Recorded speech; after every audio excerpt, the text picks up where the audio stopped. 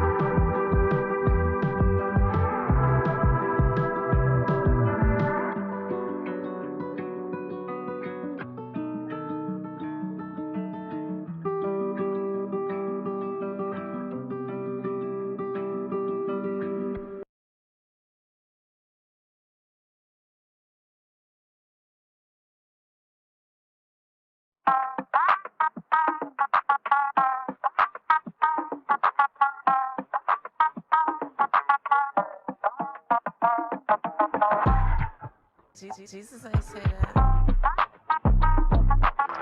He looks good, and he looks hard. I don't want reality. I made a huge tiny mistake.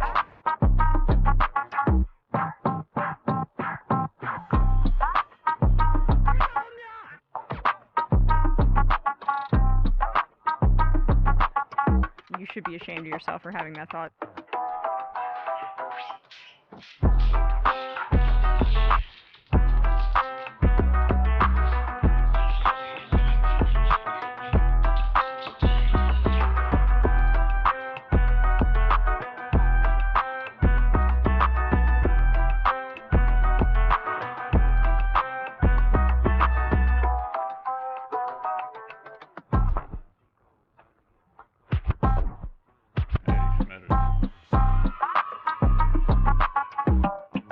This woman is dangerous, ladies and gentlemen.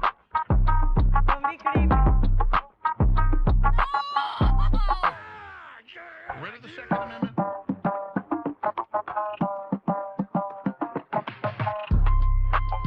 Oh, what now? Girl, baby girl. Your name, please?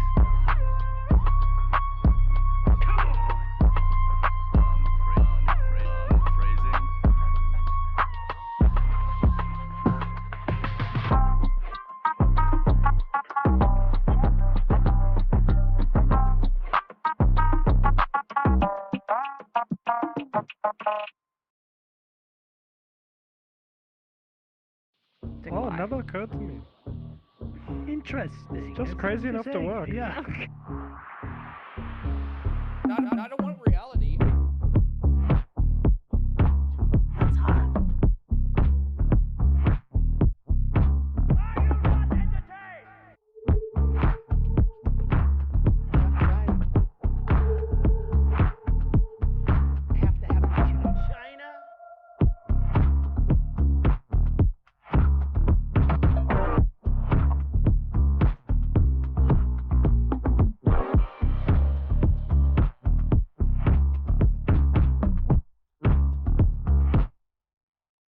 There's no point in you betraying your future self to gratify your present self. It's a stupid game.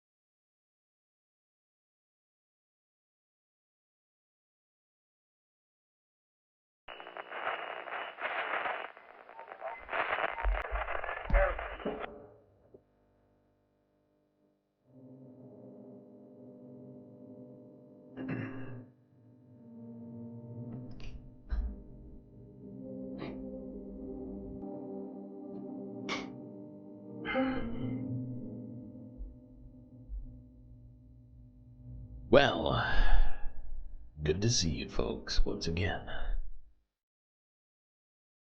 Hope you're having a fantastic day and or night. 'Cause I'm hoping to continue that, whatever way I can. Got a lot to cover, so I'm gonna get right to it. Put on those seatbelts, space fans. Got a little family road trip to take through the unknown.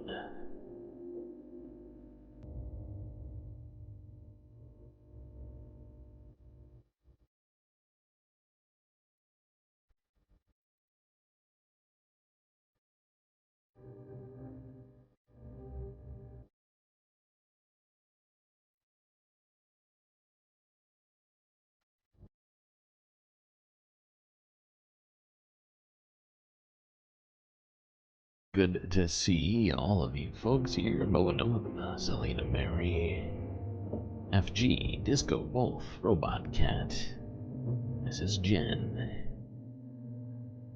What you can do.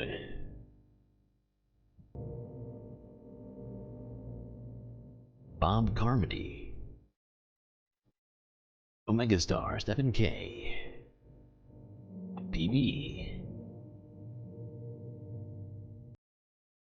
If I missed you, no, it's my bad.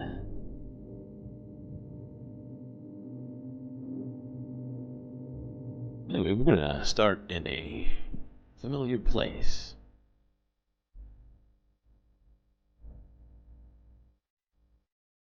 That is, the United States of America. That's right, the good old US of A.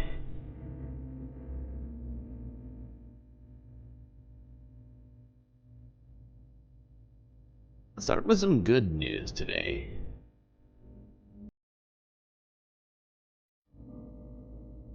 New poll.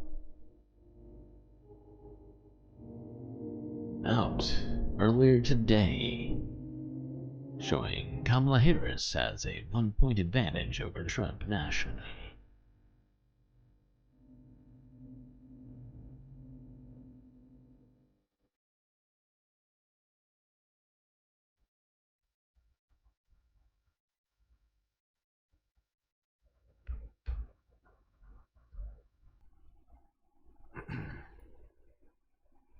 When President Biden exited the race, CBS News polling had him trailing former President Trump by 5 points.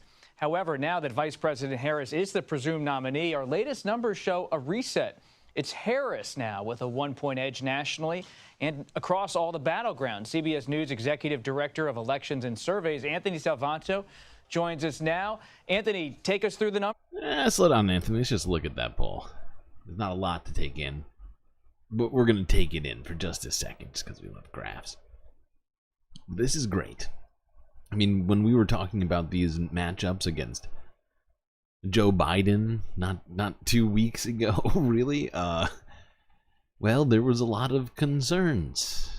He was polling behind by, depending on what poll you're talking about, somewhere like 4 to 6 points. And now we're looking at a lead, a national lead, and a tie in the battlegrounds. Of Elections and Surveys, Anthony Salvanto joins us now. Anthony, take us through the numbers. Hey there, Bob. The most important thing behind what you just showed is this increase in Democrats saying that they're going to vote. Once they come into the electorate like that, Democratic numbers go up. So, yeah, it goes from Biden down 5 to now what is effectively a neck-and-neck race, right? And I'll show you one more data point on that, Bob, and that is the key part of the Democratic base, black voters, now increasingly saying they're likely to vote, up to 74%. So that, in short, is what's moved. And I mean, going back here to this poll, we saw a different poll that was polling from before July 18th that was even worse, and that the jump was even more drastic. I think they had it down at like 62% or something will definitely vote on the Democratic voters. And I'll show you one more data point on that, Bob, and that is the key part of the Democratic base, black voters, now increasingly saying they're likely to vote, up to 74%. So that, in short, is what's moved the needle here for the Democrats, Bob. Everyone's talking about Governor Shapiro. Could he add Pennsylvania? Where are you seeing the battleground states and what matters right now? I want to point this out to you because, especially in light of all that's happened today in the markets, et cetera, I want to talk about the economy. This is something that hasn't changed in this race, which is Donald Trump. Now, this is a good example of how people don't understand what the economy is or what the president does in relation to the economy. But, yeah, just because Trump likes money and happens to be around a lot of it doesn't mean he's good for your money situation. Being seen as if he wins, he'd make people financially better off, much more so in this case than Harris. But this was the same when Biden was at the top of the ticket. So that's something I think we want to watch. If Trump keeps that advantage or if Harris can cut into that in any way, I think that's really important, Bob. What about the economy? A lot of people on edge today about the market. So what does that mean for the political scene, if anything? I think a couple of things. One is, take a look at what people say they know or don't know about Harris's policy positions, because obviously she's going to want to talk about the economy, talk about inflation. Now, is the Trump campaign going to be able to connect her to it? Well, you get 2/3 who figure, well, her policies and Biden's are mostly the same, but not entirely the same. So why would you make a mostly the same and a mostly / entirely different with an entirely the same? Are they combining two? I feel like they have to be combining two answers because this is really dumb in the way they're pulling this. Okay. This is enough of this particular thing.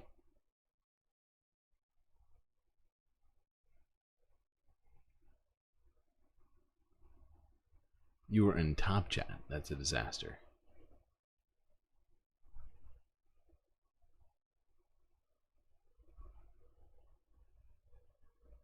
Okay. Let's talk about the VP nomination real quick here.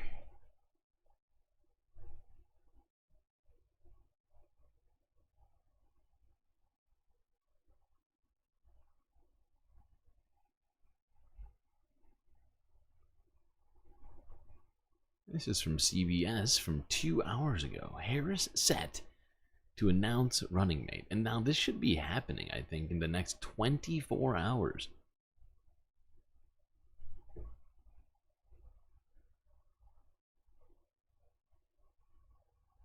There is intrigue and intense speculation tonight in the hours before Vice President Kamala Harris is expected to announce her running mate. It is her first big move since locking up the Democratic nomination following President Biden's historic decision to drop out of the race. CBS's Nancy Cordes is at the White House. The public saw Vice President Harris just once today in this picture released by the White House of a meeting in the Situation Room about Mideast tensions. But behind the scenes, she's been busy interviewing at least 3 VP candidates yesterday at her home in D.C. Their cars were seen coming and going as Harris prepares to announce her pick tomorrow. And though they've been chatty in the past, I just am who I am and put it out there. Now the top contenders have gone mostly silent. I got nothing for you, man. Pennsylvania Governor Josh Shapiro is the one who has gotten the most incoming from the 2 men on the Republican ticket. If she picks Shapiro, she's going to lose the Palestinian vote. And that's... It is crazy that, that even Donald Trump knows that if she picks Shapiro, it's going to cause problems in exactly that way. If she picks Shapiro, she's going to lose the Palestinian vote. And that's fine. Minnesota Governor Tim Walz was also singled out by Trump's VP nominee, J.D. Vance, last week. I don't know anything about him. He seems really angry. Even before tomorrow's announcement, a new CBS News poll finds Democratic enthusiasm is on the rise. 85% of Democrats now say they definitely plan to vote, bringing them closer to Republicans than they've been all year. Harris. That's the first decline in Republican. And to vote, bringing them. This is interesting. This is very interesting because when did this come out? This came out. This is a YouGov poll from the last, was it Friday to Sunday? No, slightly before that. But this is the first, even while it's somewhat incremental, it's the first decline in Republican sort of sentiment, like broadly, right? Of course, we know about how badly J.D. Vance has been affecting the ticket already since he joined up with his bags of Peter Thiel money. But this is the first time we've actually seen like public Republicans saying that they might not vote as much. Now I can't say definitely why that is. That is definitely interesting. Closer to Republicans than they've been all year. Harris and Trump are now essentially tied, though voters are still far more likely to say Trump's policies will leave them financially yes, we just better talked off. about this very Trump called today's very well thought out response from people. Okay. Stock market drop, the Kamala crash, at least 5 times on Truth Social today. It's a phrase he started blaming Kamala for the stock market. Oh, that's good. And that is amazing. I love that. Yes, it's Kamala's fault.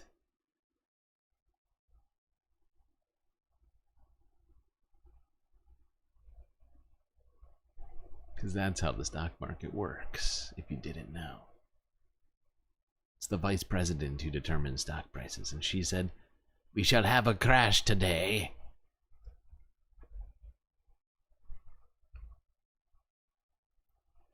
Okay, let's go to this from Forbes breaking news from an hour ago, where they had an interview with a, oh my god, yeah. You'll see who it is. But if you haven't heard, it would appear that Mark Kelly is reportedly not in the final 2 for the VP running mate position.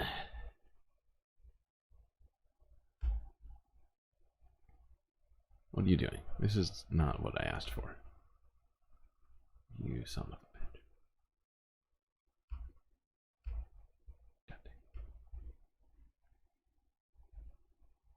Why does YouTube hate me? Like, what did I even do to YouTube?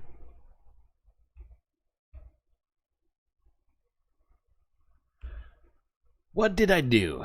That's my question. News is changing by the moment. So as look of who it now, is. as It's we Chris sit here, Cillizza. Reuters just reported that the shortlist for Vice President Kamala Harris's vice president is down to Governor Josh Shapiro of Pennsylvania and Minnesota Governor Tim Walz. Before we get into the pros and the cons of that, Before either of you talk anymore, if you weren't doing the math yourself, that means it's between Josh Shapiro and Tim Walz. We're at 2 picks now. 2 picks. And they are diametrically opposed on a lot of stuff. Especially as it relates to the Palestine protests. But you know what? Chris Cillizza appears to be doing real good. He used to have a podcast on CNN. Or like a, what do you want to call it? Like a weird satellite show for CNN. If you recall this guy. Honestly, super, made me sad because he had these great thumbnails. Like he had the best thumbnails. Always made me want to click them. And then I was like, oh god damn it, it's Chris Cillizza and Neolib time again. How good. I want to talk about who's not on it, and that's Arizona Senator Mark Kelly. Why do you think he didn't make the cut here?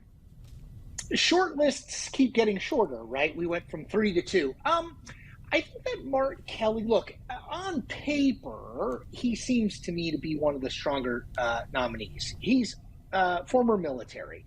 He was a NASA astronaut. He's married to Gabby Giffords, former Air.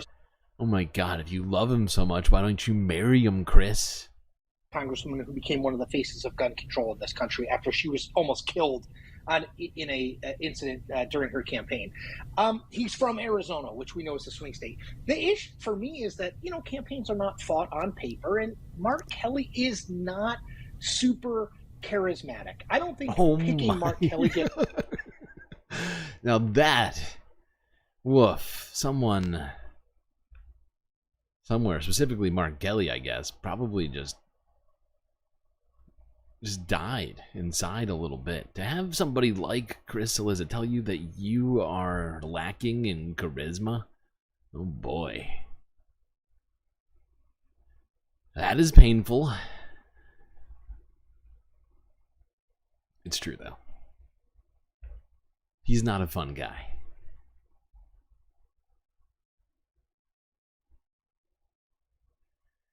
Mark Kelly is a 0 probability. Exactly. Which makes it weird why they were talking about it at all.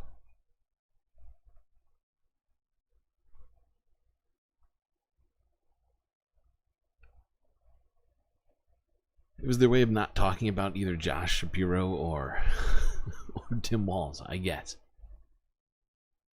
But let's just, you know, send out those galactic vibes right now for Walz. And to Kamala.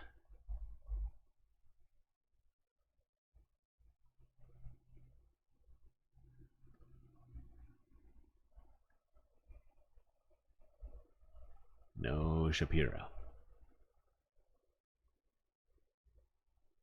Okay, we got some more political stories here to talk. Where do we start? Since we were just talking about polls, let's go to this. This is CBS New York from 5 hours ago. According to one of their journalists, Hakeem Jeffries says that Republicans are having a literal meltdown over latest polls.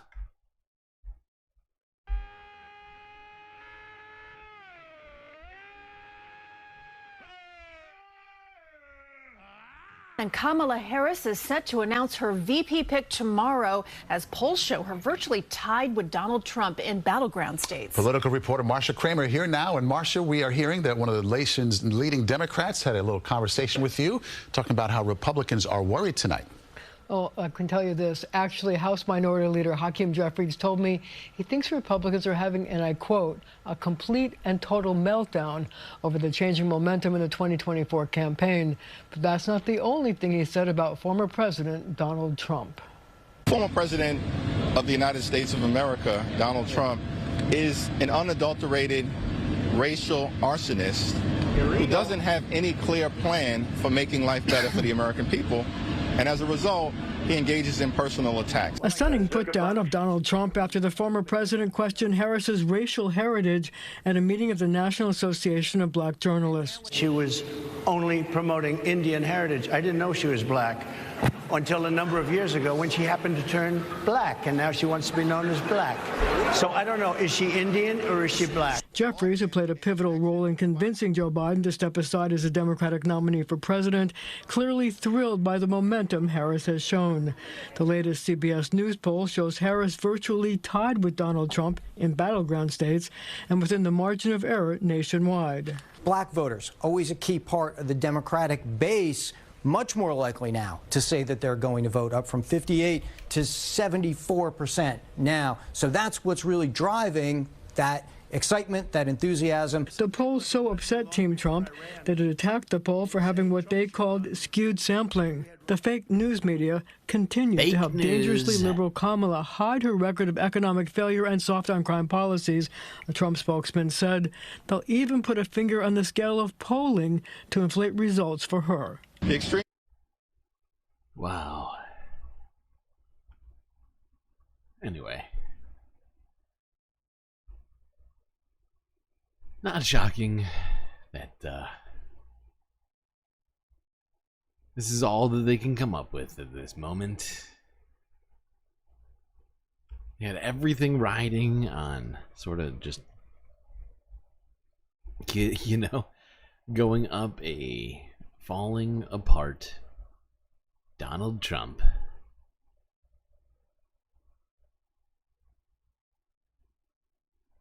I mean, Joe Biden. See, goddamn it. I'm reading and talking. This is one of the banes of my existence. Okay, let's move on to this. As, it would appear that some of the people over at Fox News are struggling over, you know, in their own way, I guess you might say.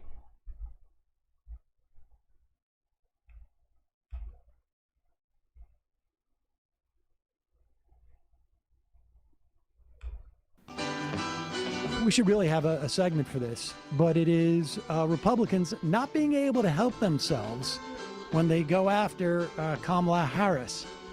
Here in the latest edition of... See, this is why you guys don't get invited places. We asked you in Congress not to go on television and make attacks like this. We didn't want you to be overtly racist, folks. Here is... All Republicans looking up overtly in the dictionary. Exactly. Here's Representative Claudia Tenney, Republican from New York's 24th District, actually making Larry Kudlow have to give a qualifying statement. The views expressed here are not necessarily held by management. Go ahead. With Kamala Harris, she has a horrible record. She cackles. It's easy to meme her and make fun of her and have, make some, kind of attacks about her personality. But her real record is abysmal, as you pointed out, whether it's the illegal immigration, the failure to follow through, the fact that, Joe Biden blatantly stated that he hired Kamala Harris because she was basically a diversity, equity, and inclusion hire. He wanted to hire a black woman or a minority woman. But, look, every woman feels that way. You want to make sure that you are not that diversity hire. I know that's how I've always felt when I was the first partner in my law firm, all those things. I was like, but I think Trump needs to be careful here because we need to really focus on her record. And I think it's important because her record is terrible. She cites... I would never say she's a DEI hire. Some people would, though. The ministry of Gaza that was coming from Hamas for, the casualties and what happened in Gaza the other day, instead of citing, with UN, which is not as much more credible, but more credible, credible sources. It's not much more, but it's more credible. You don't want to give the UN too much credit there. She's very, very precise with those words.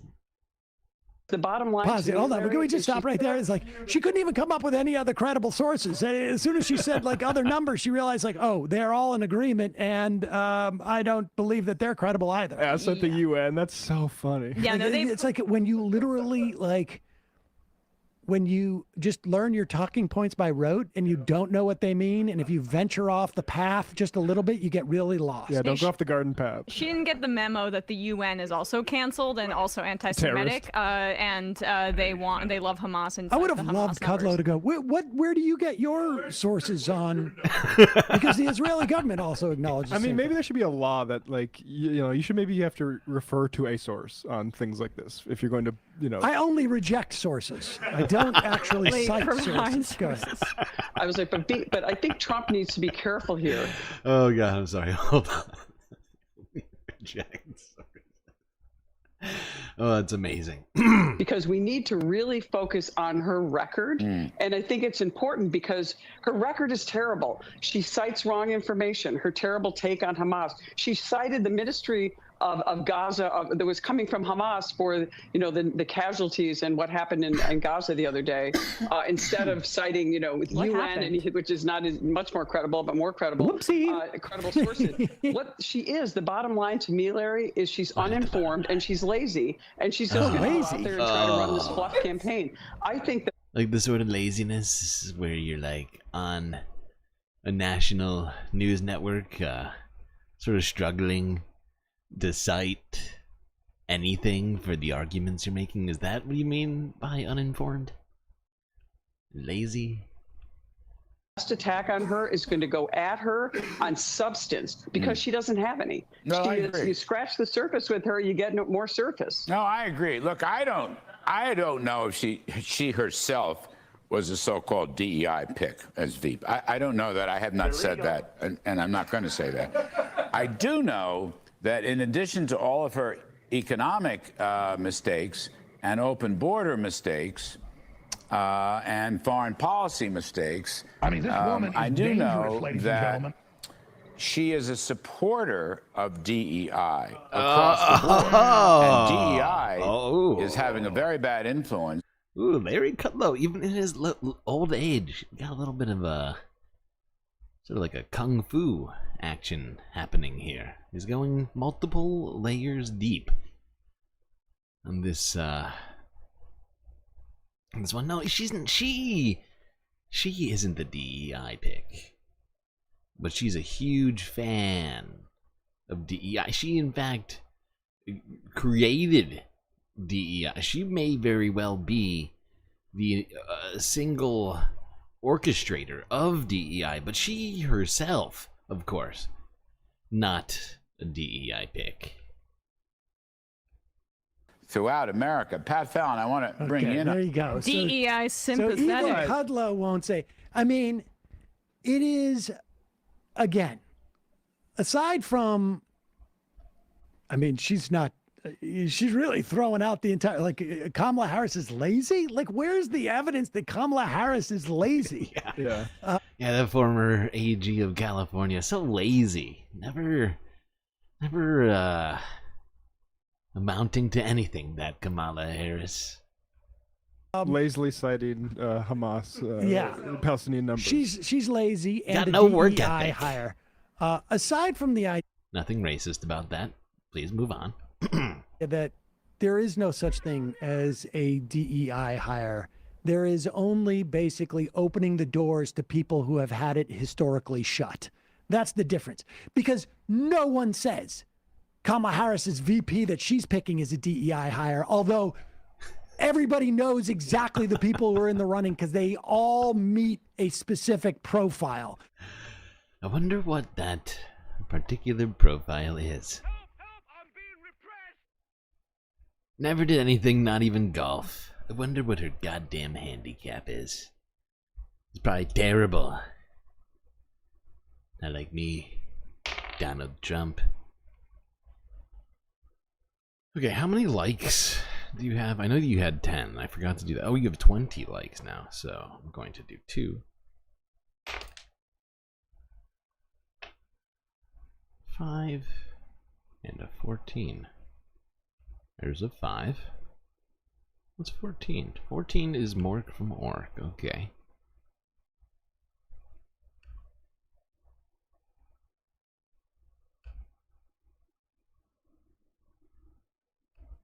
Boop.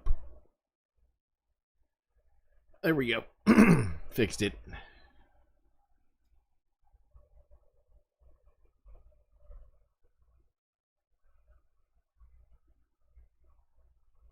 Cringy. Yeah, it's a cringe fest.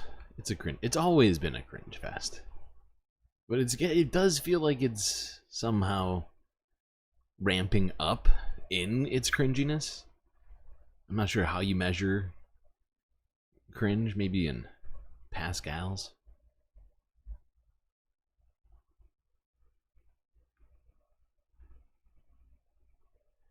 Now let's go to something. Speaking of painfully cringy things, let's look at this from the Associated Press from 6 hours ago, where Louisiana Attorney General, what's this dick's name? Larry something? I can't remember. And Liz Murrell of, Louisiana Attorney General Liz Murrell and the Louisiana Governor, I can't remember his name right now. Like, seriously. I'm gonna look it up. What is this dick's name? That's not it. Jeff Landry.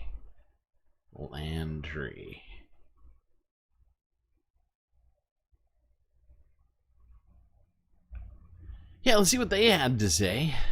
Because they are seeking to dismiss the lawsuit against their decision to put the 10 Commandments in public schools. Let's see how this fun press conference goes. Ooh, look, they got slides. Hold on. Hold on. Whoa. Whoa, we can't go any further. We're going to have to analyze these slides. You got at least, and the fact is, I wish we could see what's happening over here on the right side. You see over here, I can't even read these signs. This appears to be Ruth Bader Ginsburg with the number of things under here. Since the beginning of time, the world has known 4 great documents. Great because all of the benefits to humanity which came about as a result of their fine ideals and principles. Ruth Bader Ginsburg. How was that impression? What do you think? Good RPG impression? Bad?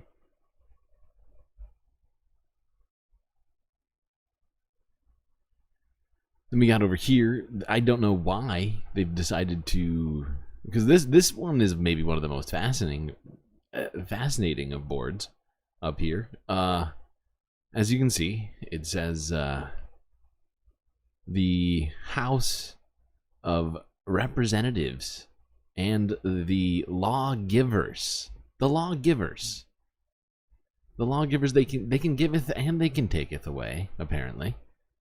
Perhaps.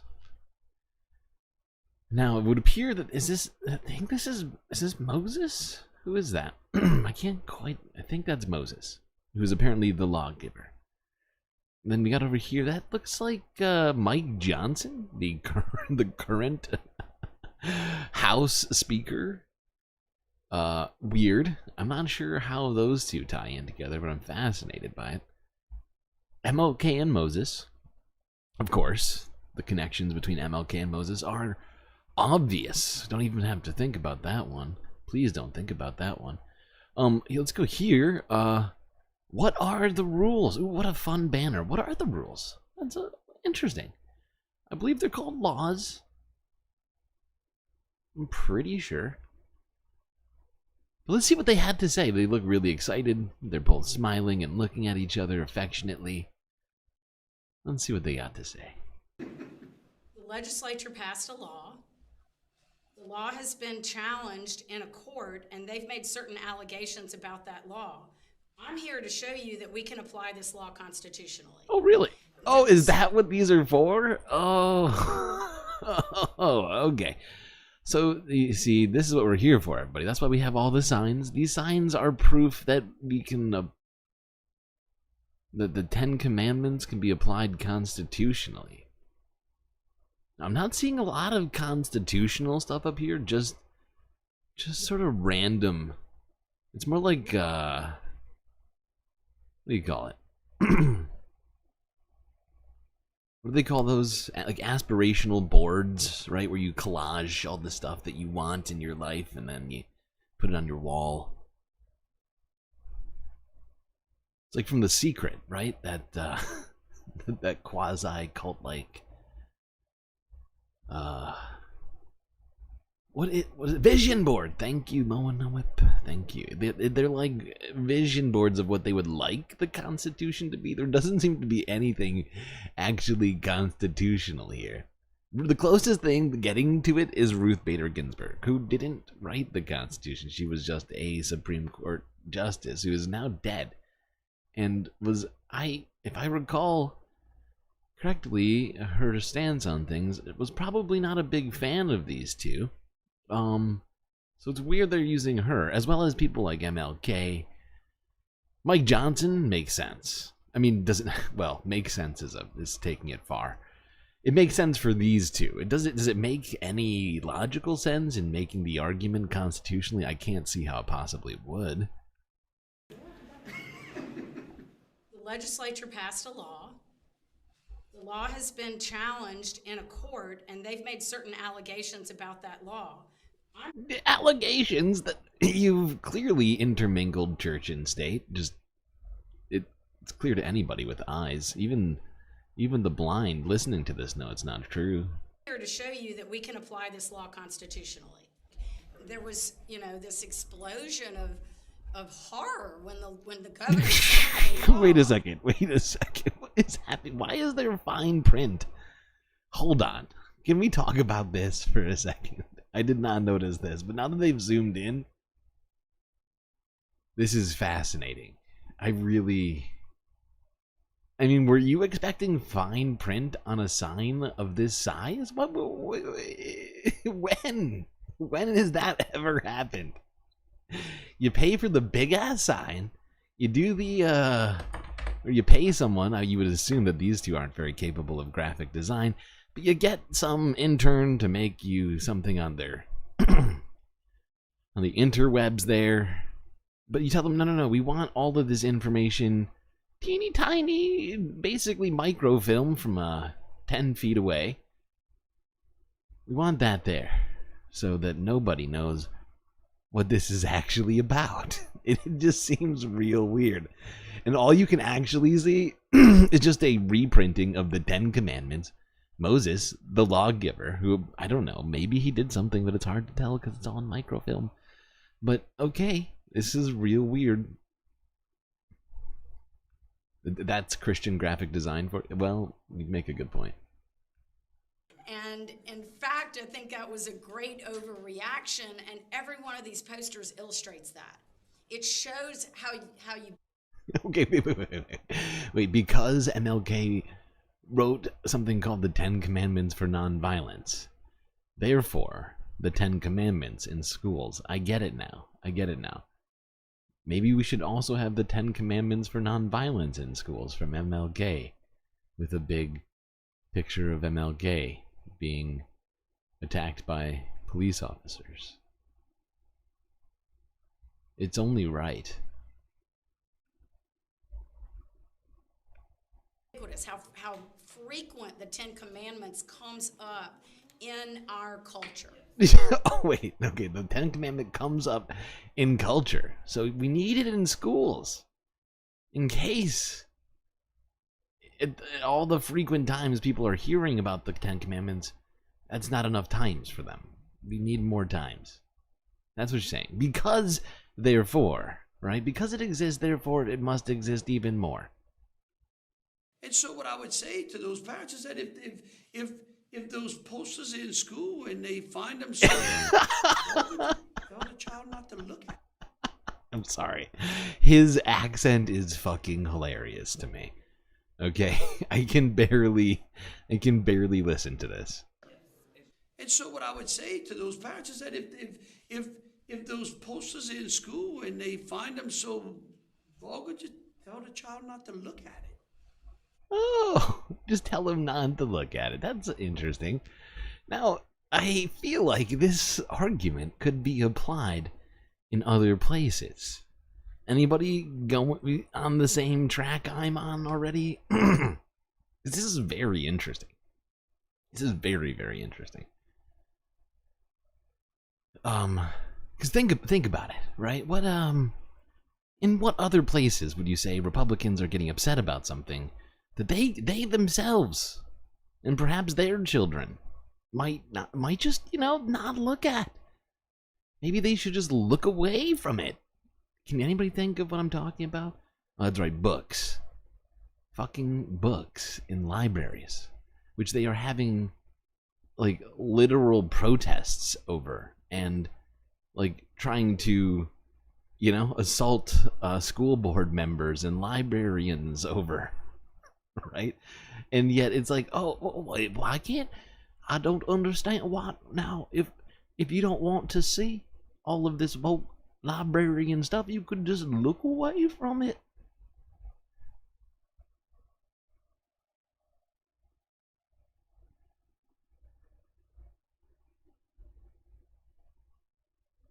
He looks dumbfounded, like nobody's ever thought of this before. If we start from a moral perspective, okay? Oh, that's where we're starting from? Maybe we'd have a little bit more peace in our society. Wait a second. Hold on, we gotta go back. Religion's role in American legal history. And they've just kind of made a collage here of different documents. We got the Constitution back here, the Mayflower Compact. I mean, wow, this is fun. Then maybe we'd have a little bit more peace in our society and in this country. I mean, we have seen when... there's been people of other religions in this state. Maybe we should be getting all those sorts of religious documents in school, too. I mean, geez, that's what it sounds like we need, because they've been influential, too. My God, look at the yoga. I mean, yoga is huge in America. Maybe we should have Hindu nationalism. I don't know. Jeez. Obviously, no. We shouldn't have Hindu nationalism. It's a bad idea. It's a joke. It's a joke. Is this Bobby Boucher's neighbor?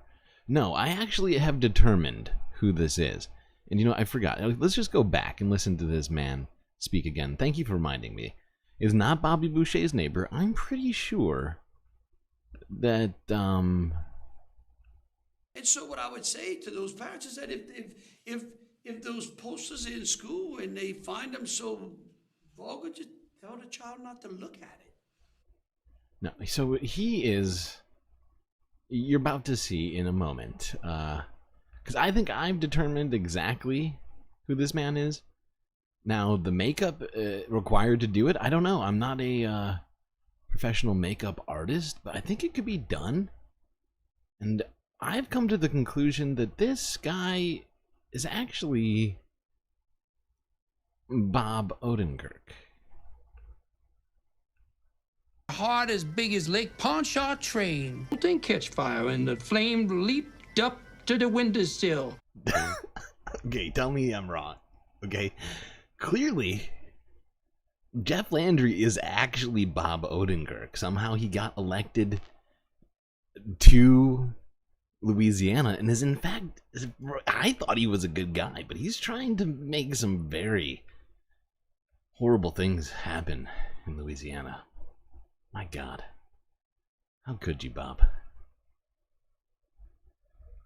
Just kidding. I'm sure they're two different people.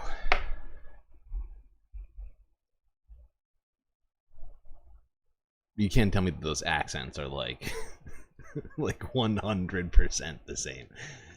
I think he might have modeled it after Jeff Landry. Alright, let's go here. Talk about some stuff Republicans have been doing recently. And or has been coming out about Republicans. Which one do we start with first? Let's go here. Let's go here. Serious then fun? Seems like the way to go. Democracy Now! From 11 hours ago. Did Egypt give Trump a $10 million bribe?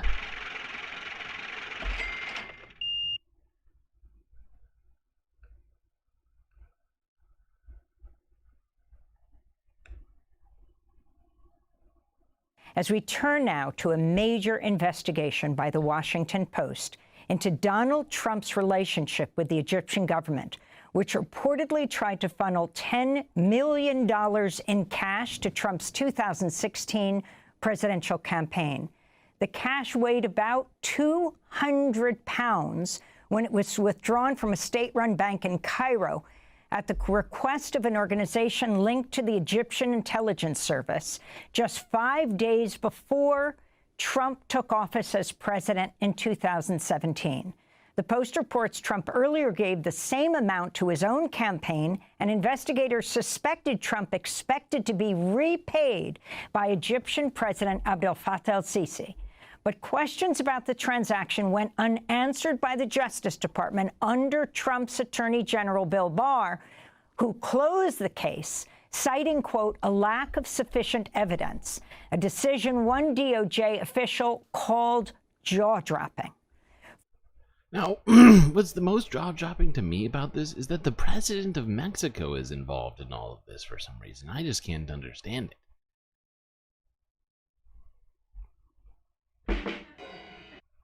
Okay, sorry. At some point, I'm going to stop making the LCC of Mexico joke, but it's not today. More were joined in Washington, D.C.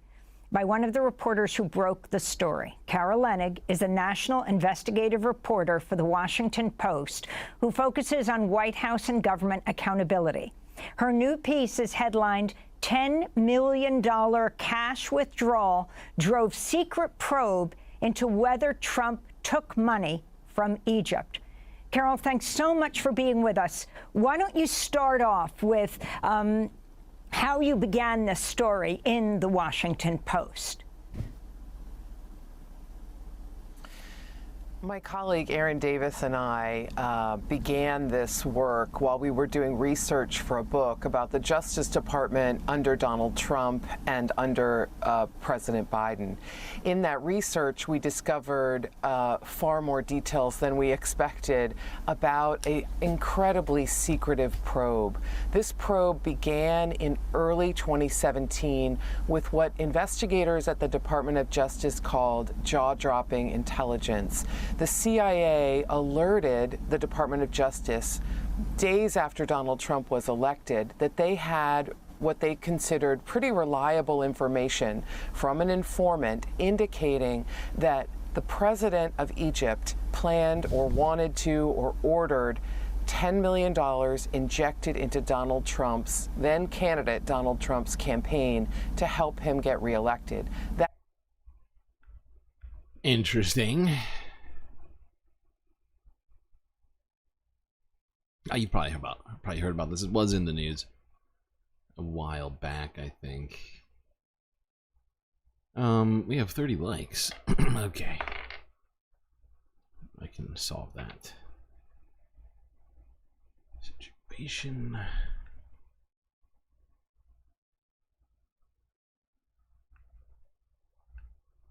What happened next in the next phase was that Mueller's team, almost as they are shutting down their office in 2019, finally win a lengthy appeals court battle, a secret one that closed down the federal courthouse in D.C. to sort of conceal the nature of the debate inside the hearing room. They obtain a record that seems to corroborate the intelligence. It shows that there was a $10 million cash withdrawal, very mysterious, people walking out of a bank branch near the Cairo airport with a large portion of all the U.S. bills then in the entire Egyptian banking system in duffel bags. And no one signs for it. It comes out of a spy-linked account. And the reason this was so important, Amy, was obviously $10 million in cash walking out of a bank is a big deal, but it came out of the account linked to Egypt's spy agency, essentially Egypt's CIA. And that is what the original intelligence suggested, that El-Sisi, the president of Egypt, wanted to use his spy agency to get the money to Trump. So these things were lining up, but Mueller is leaving the building. He is now closing shop in early 2019 and hands off this investigation to the U.S. Attorney's Office in D.C. The boss of this investigation ultimately is the new Attorney General, Bill Barr. It's run by the U.S. Attorney, Jessie Liu, who tells her investigators this is pretty impressive stuff, but she wants to brief Barr on the matter. An investigation of a sitting president has to be briefed to the Attorney General, but she returns from meeting with him and reviewing the evidence at the CIA with a different posture. Investigators feel that she's done a 180. She was supportive of them continuing this investigation, and now she is telling them she doesn't want to approve their subpoena for Trump's bank records. These records were key in their view to determine, did the money from Cairo that was mysteriously withdrawn 5 days before Donald Trump was elected, did it somehow return in some form to any of Donald Trump's personal or campaign accounts? And they were blocked from doing that. Blocked from doing that. Illegal. By former Attorney General Barr, who Republicans are claiming is disloyal to Donald Trump because he didn't do absolutely everything the president did or wanted from him. Good God. Need a Trump and Aiden GIF milking. I saw snippets of that. We're not talking that today, but my God. We will be having to talk about that later. Oh boy. Alright. We've been trying to have some fun and stay informative here today. Now let's go here, where someone else decided to be informative. And to the rest of us, I guess is how you would put that. If you haven't heard this story yet, well, congratulations. But here is CBS New York from 10 hours ago. RFK Jr. comes clean about dumping dead bear cub in Central Park a decade ago.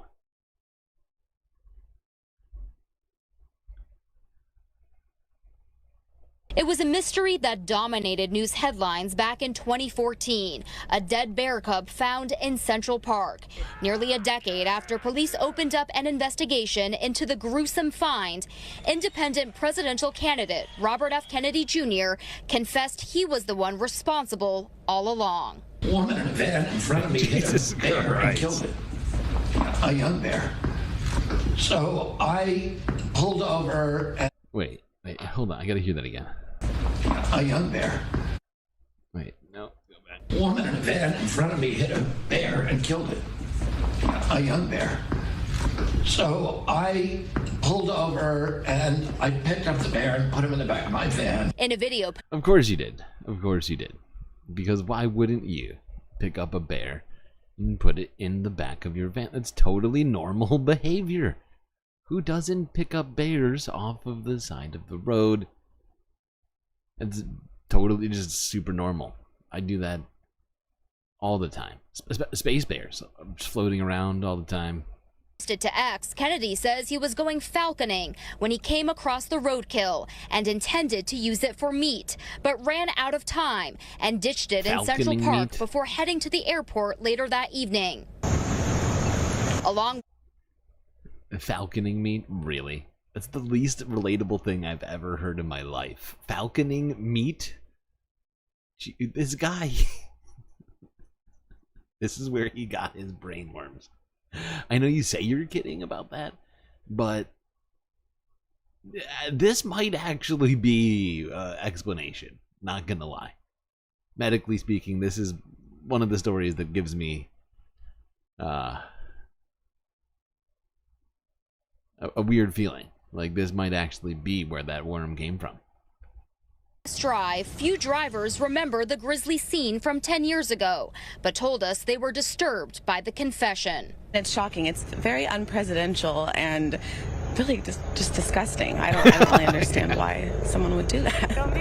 Our presidential election is just a disaster. Kennedy shared his story with Roseanne Barr on social media after he claimed a fact checker from The New Yorker called him to verify what had happened. He says he and some friends who had been... Wait, so he's self-owned? He's somebody called to fact check some shit about it, and he's like, oh, well, I guess I'll just post it on social media. You can fact check it directly from the selfie I took. This guy is one of a kind. Drinking, came up with the idea as a prank. I had an old bike in my car that somebody asked me to get rid of it. I said, let's go put the bear in Central Park and we'll make it look like he had his bike. Kennedy says he's such a weird guy. What in the actual fuck?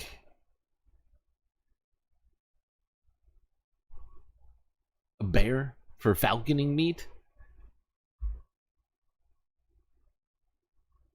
And then he needed to get rid of it because he was going to a dinner party, so he just chucked it in the park. What a fucking weird guy.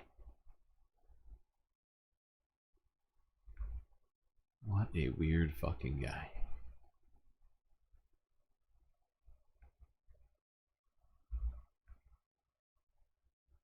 Okay.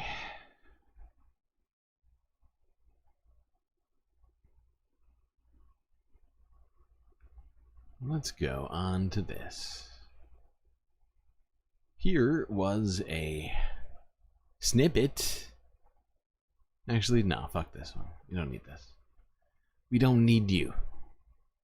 I'm gonna go to this. CBS News from 2 days ago. Yeah. I think we actually looked at this 2 days ago. Signs show U.S. economy could be slowing down as unemployment rate rises.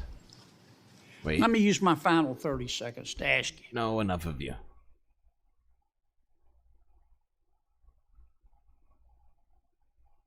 On Friday, we learned the U.S. economy appears to be slowing down. The Labor Department announced 114,000 jobs were added in July. That is well below the 12-month average of 215,000 jobs per month.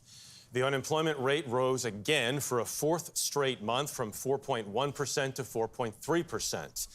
This soft report landed with a thud on Wall Street. Investors sold off in droves, with the Dow, S&P, and NASDAQ all losing more than 1.5%. To discuss, we're joined by CBS News business analyst.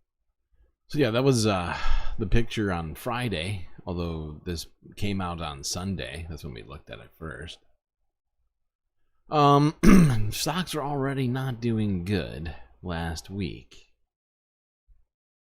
Then today happened. Or, well, yeah, today. Now tomorrow, technically, in some places, but let's pretend.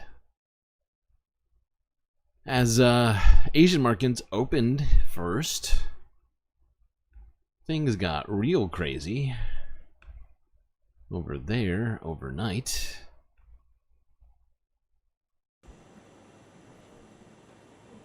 Yeah, it's a good point, Lady Badash. We went from one Kennedy to the next, and I was like, that's too many Kennedys. We need to push past this fucking dynasty of terrible.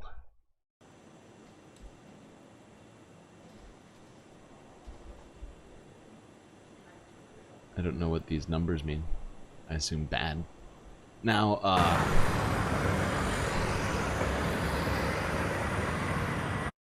all of the Asian markets were down on the day. Japan, the Nikkei, was down over 14% intraday. I think it closed up slightly from there. Maybe, I think it was like 13% that it technically closed at. But has bounced on the open today, I believe. I looked at that before starting all of this here, but it was the worst day for Japan since the 80s. So basically 40 years. Interesting, considering they are also changing a policy that is 40 years old, as they've been lowering the rates artificially.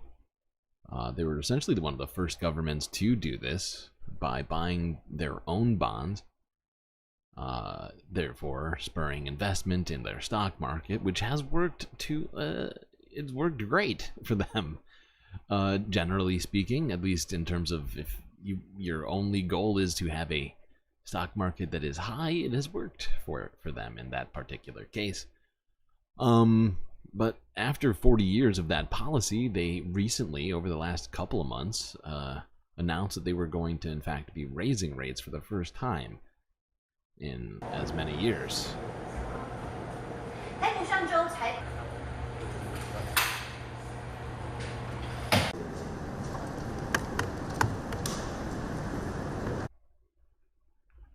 The markets are way more subdued, I feel like, than the New York Stock Exchange. Whenever you see CNBC, there's so much noise. Meanwhile, in South Korea, completely quiet. Although maybe it's just a bad day for them. I don't know. Couldn't say for sure. Then, after Asia got done, Europe had a bad day, and after that, it was America. Markets have been selling off today in the U.S. and overseas, largely because of growing worries about a slowdown in the U.S. economy. Markets got a couple of pieces of poor news about the economy last week, mainly a much weaker than expected jobs report on Friday that got people worried that the U.S. economy is slowing down more than anticipated.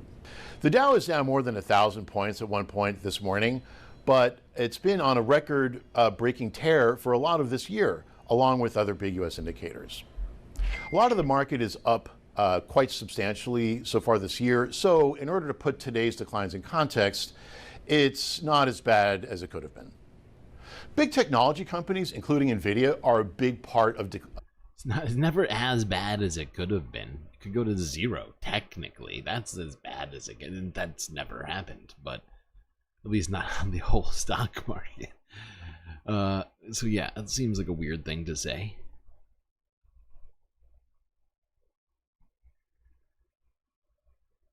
But yeah, United States, just on the day, was down 3% broadly. The Dow down 2.5%, the S&P down 3%, as well as the NASDAQ. And over the last, from the highs, which were a couple of weeks ago, essentially, the market more broadly is down somewhere around 15% for most of these indices, which is definitely in what people refer to as correction territory. Now, is this predictive of anything? Who's to say? And, you know, I'm not an expert.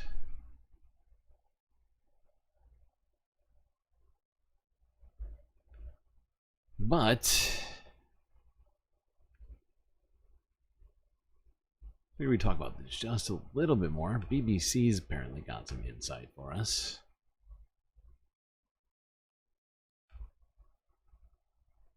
Welcome to Business Today. I'm Michelle Fleury in New York, where traders may want to put on their hard hats. That's because US markets picked up where Japan left off, and the global stock market intensifies as the sell-off continues.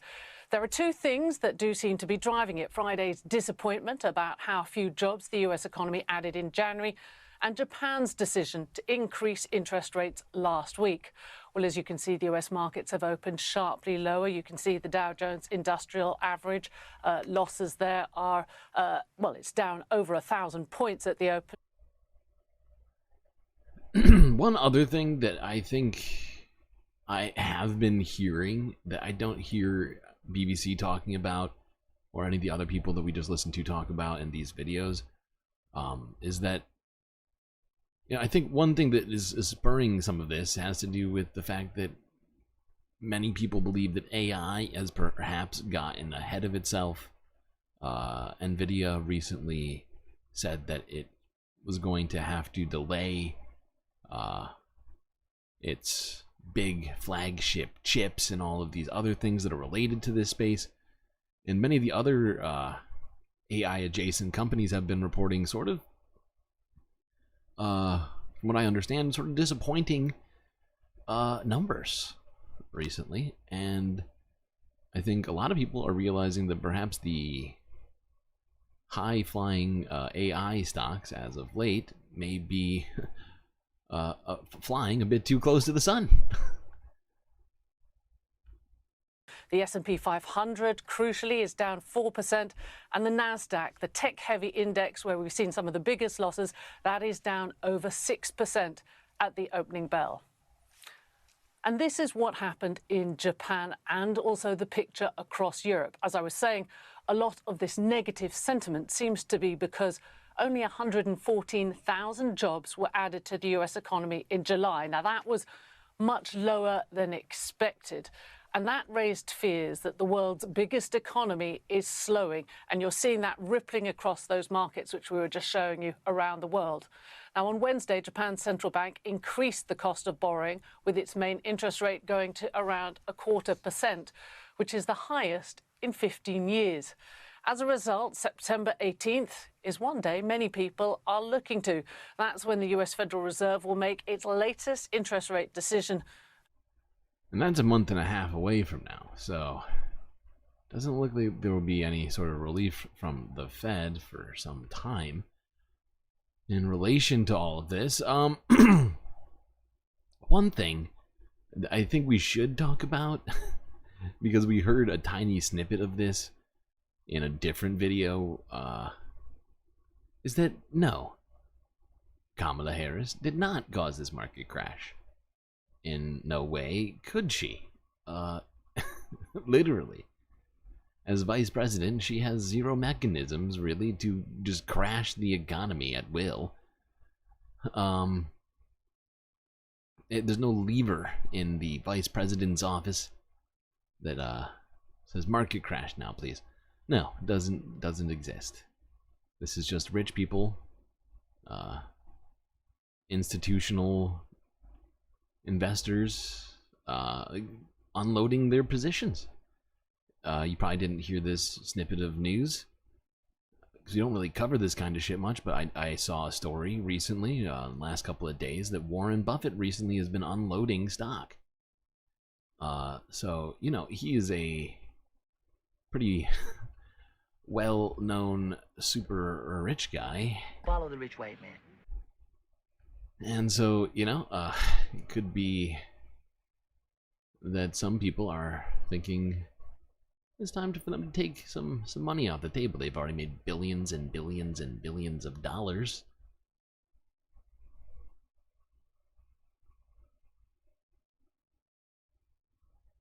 Is Bob Carmody in the hospital? What's happening? He just got an IV? What's going on?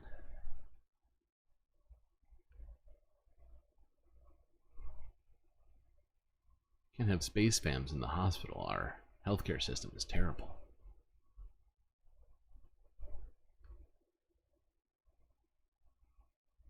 Okay. Let's go on. Already an hour and 18 in here. How much more do I have? Yeah, we still have some stuff to talk about. Okay, yeah. Let's go to this. Talking about tech and business. This is a big story that came out earlier today, a ruling from the Department of Justice in Google's antitrust lawsuit.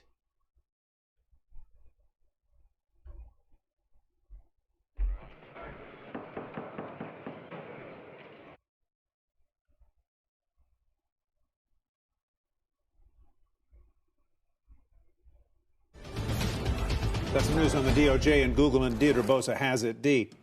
Hey, Tyler, Google has lost its Department of Justice antitrust suit, the judge finding that it violated antitrust law. The distribution agreements were found to be anti-competitive and in violation of Section 2 of the Sherman Act. The remedies are still to come here, but I can tell you that Google shares are falling on that news. We are not at session lows, but we're around $160, just breaking that, getting close to it. The low of the day is $150. Yeah, and this is actually big news, not just for Google, but for all tech companies and the way that they do business. We are going to get deeper into this here. Let's go to NBC first. Next.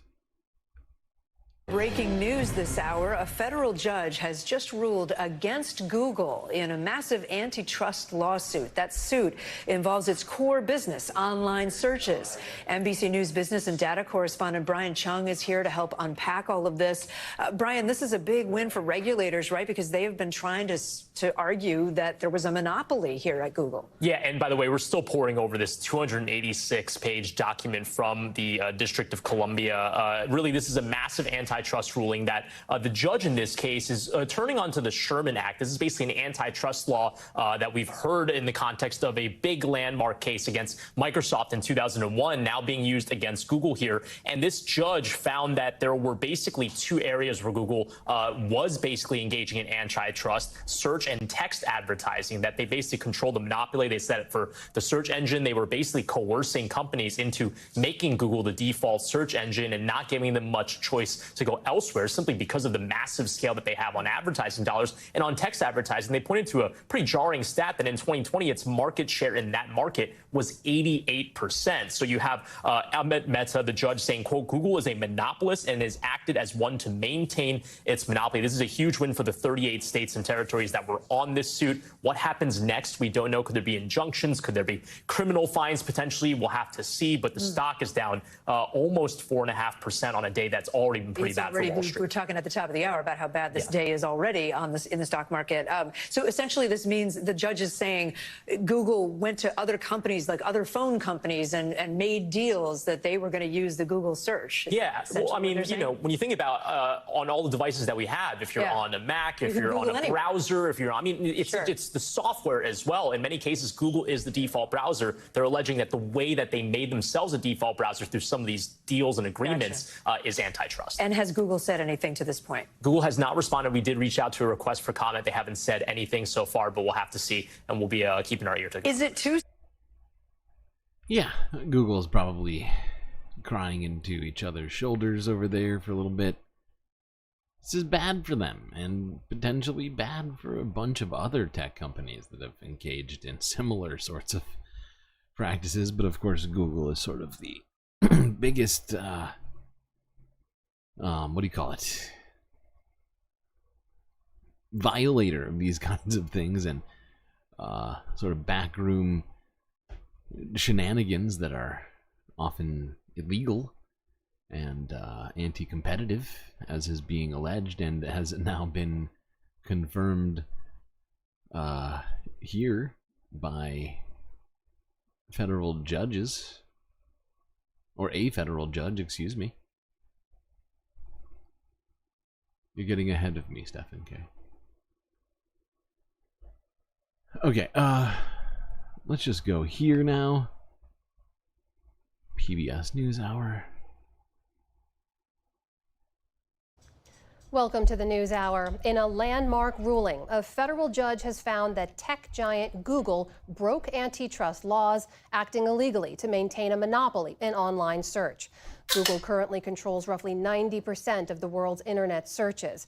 Today's ruling could upend how Americans get their information online and fundamentally change the way that big tech companies operate. To help explain what this all means, I'm joined now by Rebecca Allensworth, a professor at Vanderbilt Law School. So, Professor, just put this into context for us. How big a deal is today's ruling? It's a really big deal. The Biden administration has 5 major monopolization cases going right now against Google, Meta, Amazon, and Apple. This is the first one to go to trial, and they won. So in a sense, they're 1 for 1. So when we take a step back here, we see the DOJ and states had sued Google a few years ago, accusing it of illegally securing this online search dominance we just noted, in part by paying companies like Apple and Samsung to make sure Google was the default search engine on their devices. Do they have to change that practice as part of the remedy here? I mean, what changes with this ruling? Well, the judge didn't say anything about a remedy yet. That's going to be the next round of litigation, and we can expect both sides to fight hard over that. But yes, very likely there will be a remedy that changes the way that we engage with search on our phones and on our devices. And it's hard to overstate what a big deal this is. You know, the Biden administration has been trying in lots of different ways to come after competition in the big tech sector, which it feels like is flagging. And this is a real sign that antitrust is up for the task. It's not stuck in the smokestack industries. And depending on how the remedy comes out, this could be a really, really big turning point in how we think about competition for big tech.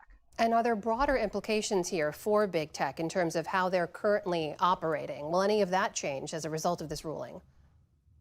I think it will. I mean, this case, of course, only applies to Google, and we still have to see the remedy and then, of course, appeals. But there's all kinds of, I would call them breadcrumbs in the opinion that other litigants could take up in other cases against tech. Lots of holdings here that are relevant to the cases that I mentioned before, but also any other challenges that you might have to how tech is competing. I would be very concerned if I were thinking about how the competitive landscape is going to look in the future. If I were a tech company, I might not have the monopoly and the dominance that I've enjoyed for the last 10 or 20 years. That's not. And it's about time, because they've gone for so long without doing anything about this as tech has consumed. And I think part of it had to do with the fact that those who were in power at the time of things, and now technically, but less so to some degree, just completely didn't understand technology. It was not ubiquitous enough and or as dominant enough for them to see it as they do now.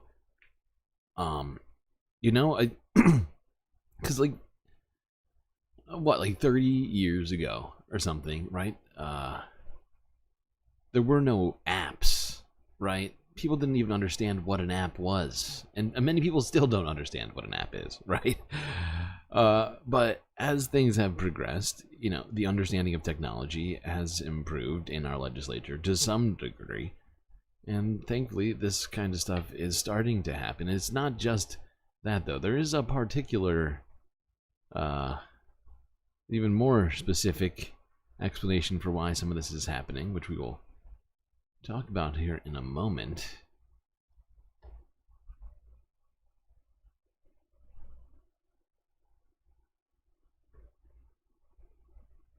But before we do that, let's go here.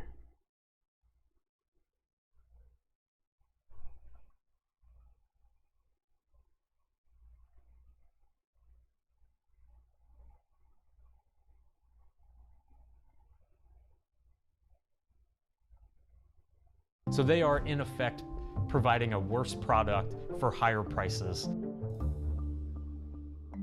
In Atlanta, Wall Street landlords now own more than a quarter of single-family homes. I met up with Robbie Caban, an Atlanta broker who's been working in real estate for over a decade.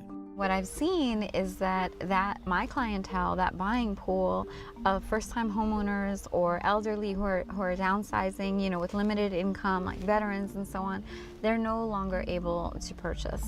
They have just been wiped out because they cannot compete with the other buyers in the market. Tell me more about the corporate buyers. What influence have you seen them have on the market here?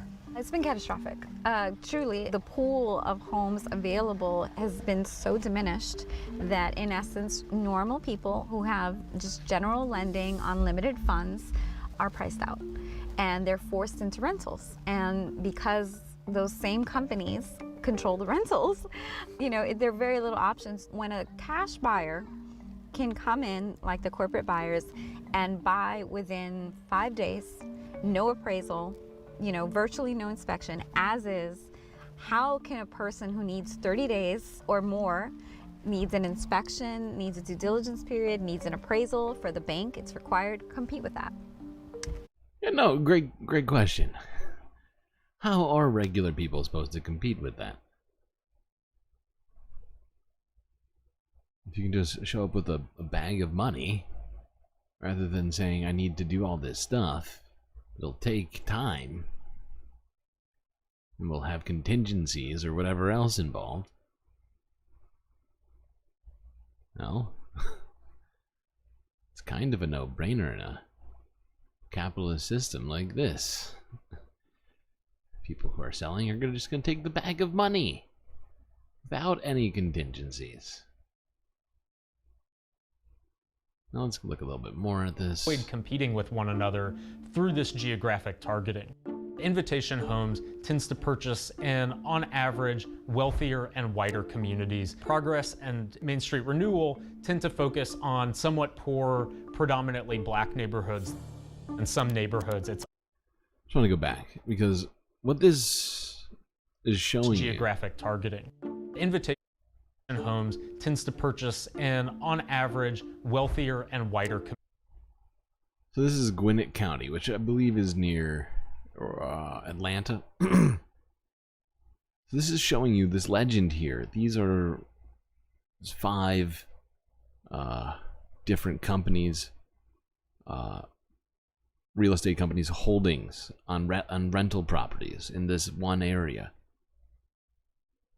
Progress and Main Street Renewal tend to focus on somewhat poor, predominantly black neighborhoods. In some neighborhoods, it's upwards of 50 or even 75% of all single-family rentals are owned by these large Wall Street investors. That element of market power is really significant in the way these companies operate, really meaning that if you want to live in a given neighborhood, you're forced into working with a single landlord. Sounds like a monopoly, doesn't it? Speaking of monopolies, let's talk about somebody who's trying to do something about those things. Lena Khan. Here is also more Perfect Union. Wow, 2 more Perfect Union videos in a row. That's crazy. From 5 days ago. According to them, Lena Khan is corporate America's biggest enemy.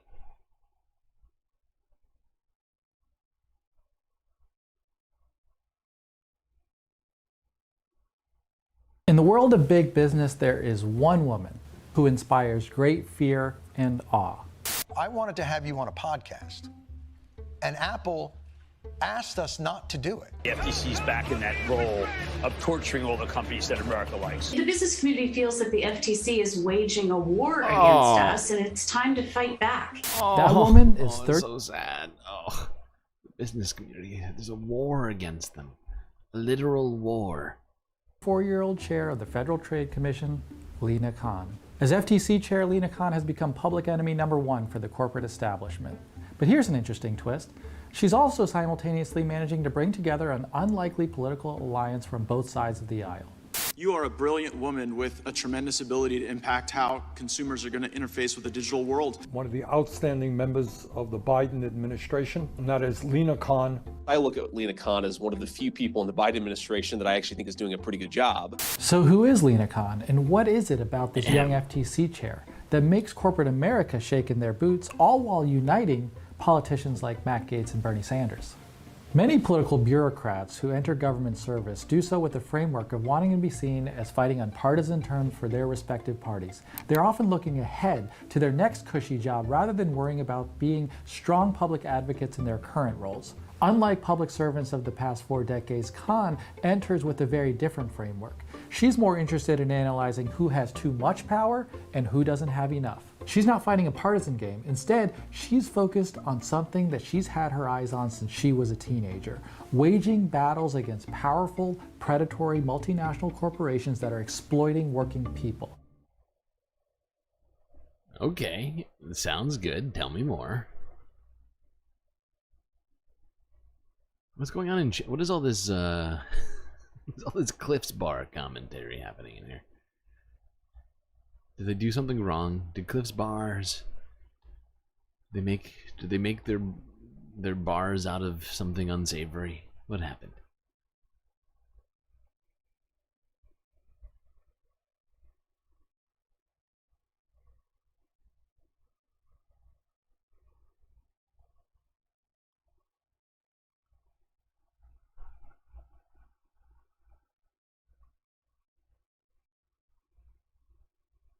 I'm trying to remember where I wanted this to start.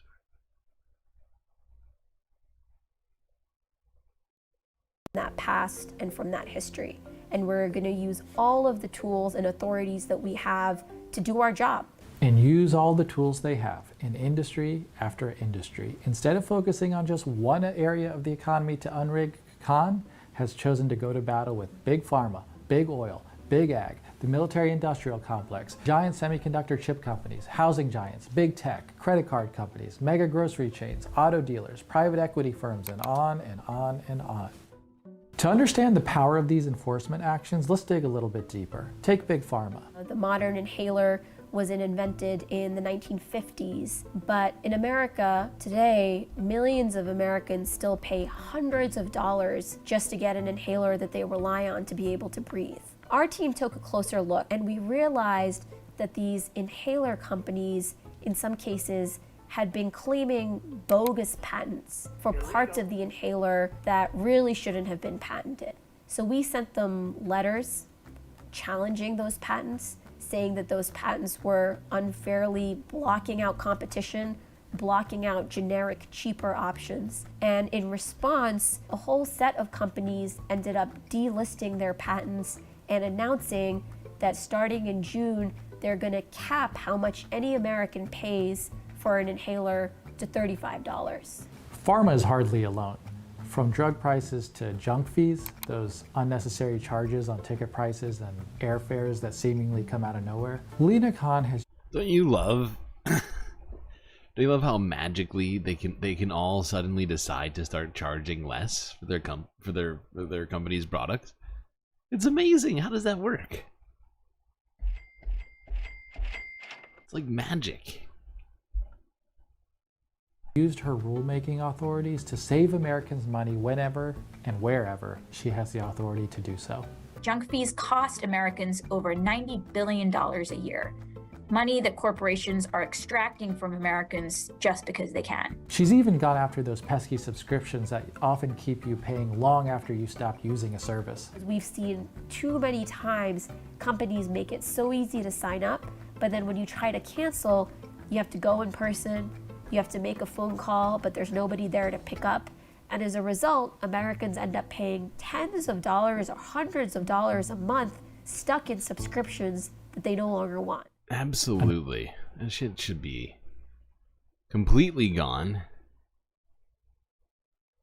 The way Lina Khan is making her mark, she's using antitrust to protect workers. Earlier this year, Khan instituted a rule banning non-compete agreements in employee contracts, which could raise workers' wages by nearly $300 billion per year. Right now, workers are stuck in place because of these non-competes. And so even if they get a better job opportunity with higher wages, with better benefits, they can't actually switch jobs. In using her litigation power, she has sued to block what could be the largest supermarket merger in U.S. history. Kroger's That's the Planet Fitness plan, to get you on and then to never let you cancel. Yeah, seriously. It does seem to be their plan.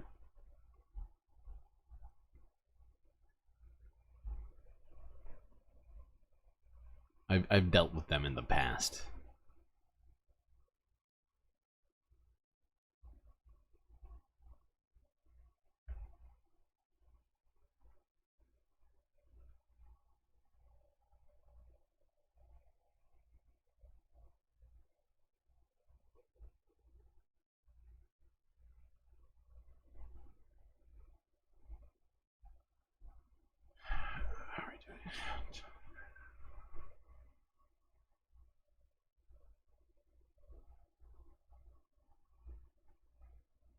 Alright, we're just gonna go... We're gonna go straight into the environmental half, no break. Because the global third is pretty long today. In comparison to everything else, we don't need 2 breaks, we'll be fine. Probably. We'll probably be fine.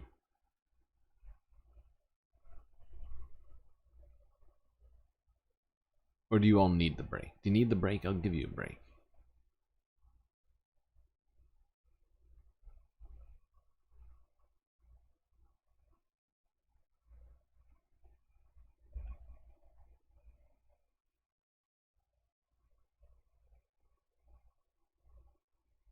Okay. We'll do this. Let's go to CBC News here from 13 hours ago. Water expected to begin flowing over the top of the Chilcotin River blockage, officials warn.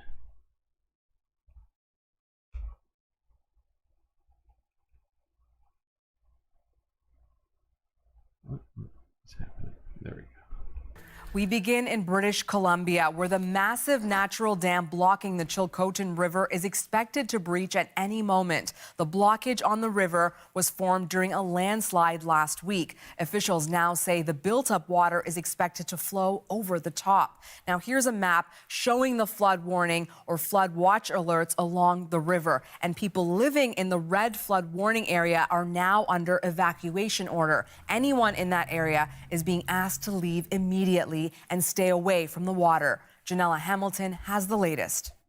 The Caribou Regional District's Emergency Operations Center says when the water breaches the dam and moves downstream, high water and debris is expected. This debris will... Okay, so they were super concerned about this.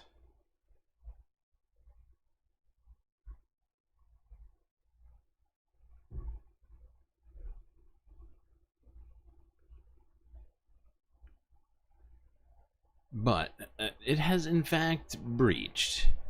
This is from 3 hours ago, showing the initial breaching of this We are keeping a close eye on the Chilcotin landslide this morning, as officials say the blockage could see water begin flowing over top in short time. Sorry.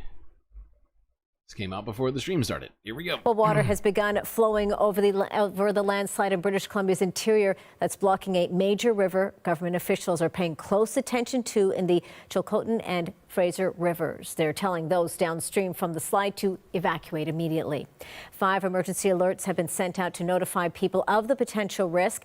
Teams of workers are monitoring the dam created by the slide and any potential damage caused by the sudden rush of water and debris. CBC's Yvette Brand is in Vancouver near the end of the Fraser River with the latest on the situation. Muddy water is bursting from the dam left by the landslide on the Chilcotin River. This is what it looks like at a remote spot near Farwell Canyon, southwest. I wouldn't really describe that as bursting. Williams Lake. A steep bank collapse. And granted, it's probably going to get worse. But this initial trickle of water is what I'd call it. Doesn't seem as concerning as I was thinking it would be, but an entire mountain or hillside came down. So fact is the water's taking quite a long time to get through it. At a remote spot near Farwell Canyon, southwest of Williams Lake, a steep bank collapsed and bridged the river a week ago. We don't know what areas will be impacted by floodwaters, which areas will erode, or what the further downstream and upstream impacts will be. But it's critical that people stay away from riverbanks upstream and downstream of the slide. Water and debris like logs and trees have been building behind the dam for days. The River Forecast Center has issued flood warnings. Evacuations are ordered over more than 107 square kilometer stretch of the Fraser River. Fast-moving water is still a hazard for people. Just a few inches of fast-moving water can sweep a person off its feet. A few more inches can carry a vehicle down a river. And so it is really important that people stay away from the Fraser River. By the time the outflow hits Hope and here in Vancouver, it's expected to ease its flow. This river has a lot of capacity to absorb more water, and this will happen just in time as salmon begin to swim upstream to spawn in just a few days. Yvette.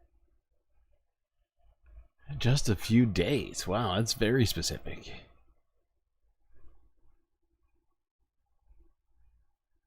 She's got salmon spawning day on her calendar, apparently.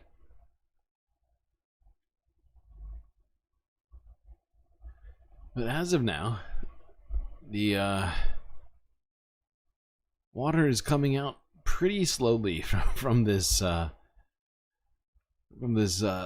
natural dam that's been created by that hillside, and we will see what winds up happening there. But so far, a lot more lackluster than the media in Canada had been alluding to up to this point. Those salmon are going to be real surprised. Yeah, that's a good point. They probably will be a little surprised.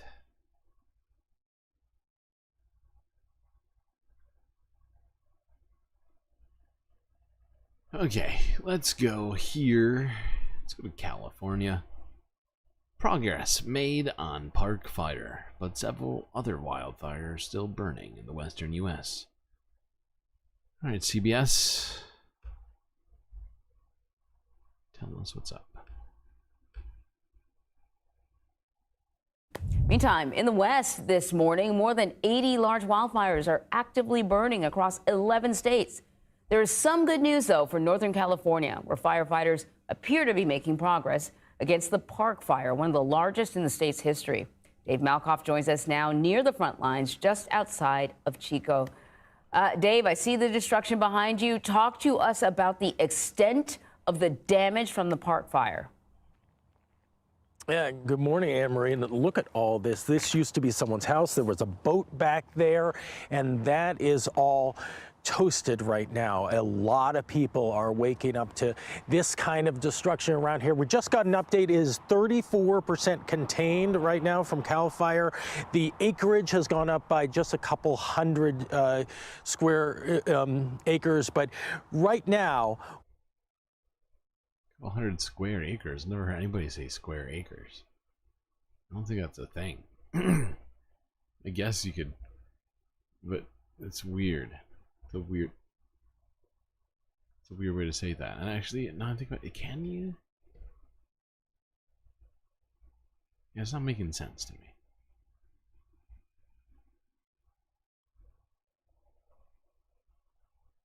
Because acres are already a measurement of the area. How are you supposed to square it? Like, that doesn't make sense. This guy is saying crazy people things.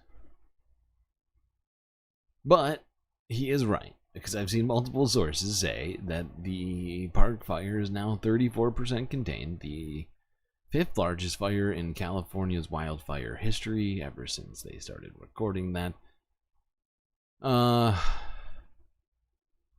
That is good to hear. I mean, it's not 100%, not even a majority of the fire, but it is definitely progress. I'll give them that. However, like he mentioned, there's more fires happening all over the West, including a fire that popped up right before the stream started in San Bernardino, California, which has already destroyed multiple homes in the area.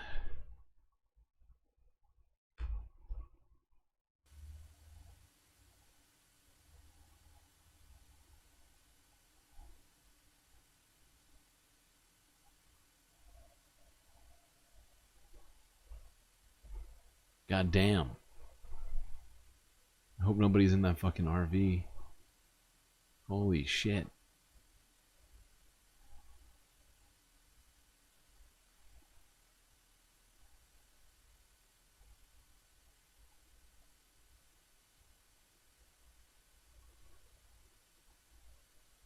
This is wild.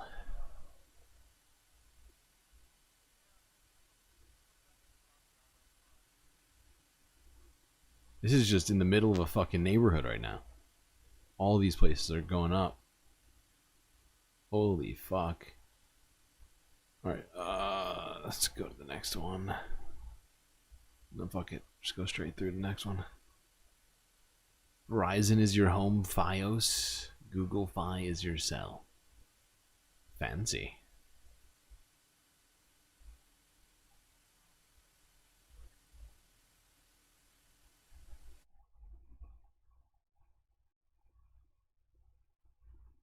We continue to cover this breaking news out of San Bernardino right now. At least 50 acres burned and at least a half a dozen homes by our count at this point. Christian Costros there on the ground right now for us. Christian, what do you know?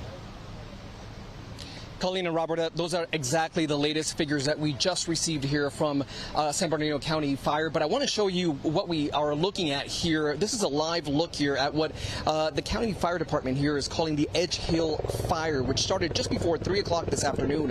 Now, we're at the corner of Edge Hill and I Street, and you can really see that it's a very active scene here. No matter where you go or where you see up in the sky, you can see that there's an air attack here from the firefighters, and also on the ground. You can see up on the hill, there's a couple of fire crews that are putting out some hot spots here.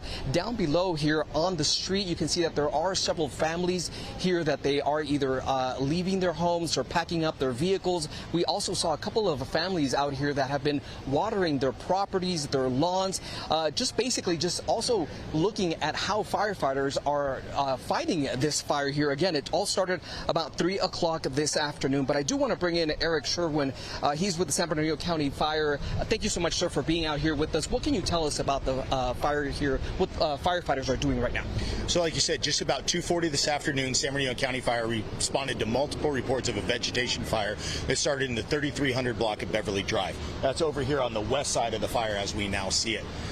Firefighters arrived on scene, found about an acre of light annual grass that was burning with an immediate threat to several homes. Where we stand right now, over 200 firefighters comprised of 40 engines, several hand crews, dozers, and aircraft are combined fighting this fire. And if you could talk a little bit also about the weather here. I mean, we're in the triple digits here. Also, there's some wind out here. How challenging is this for firefighters?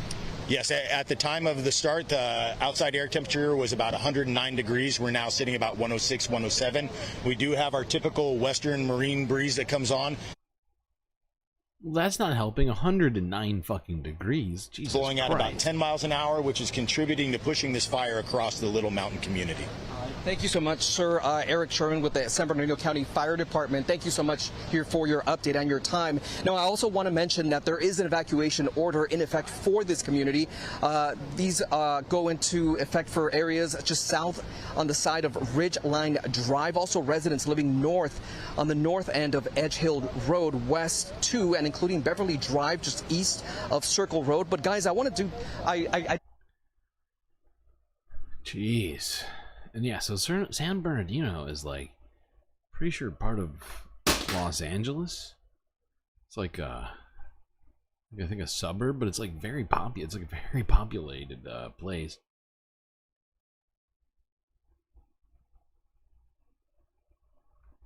And at least from what I understand, this fire is still going on right now.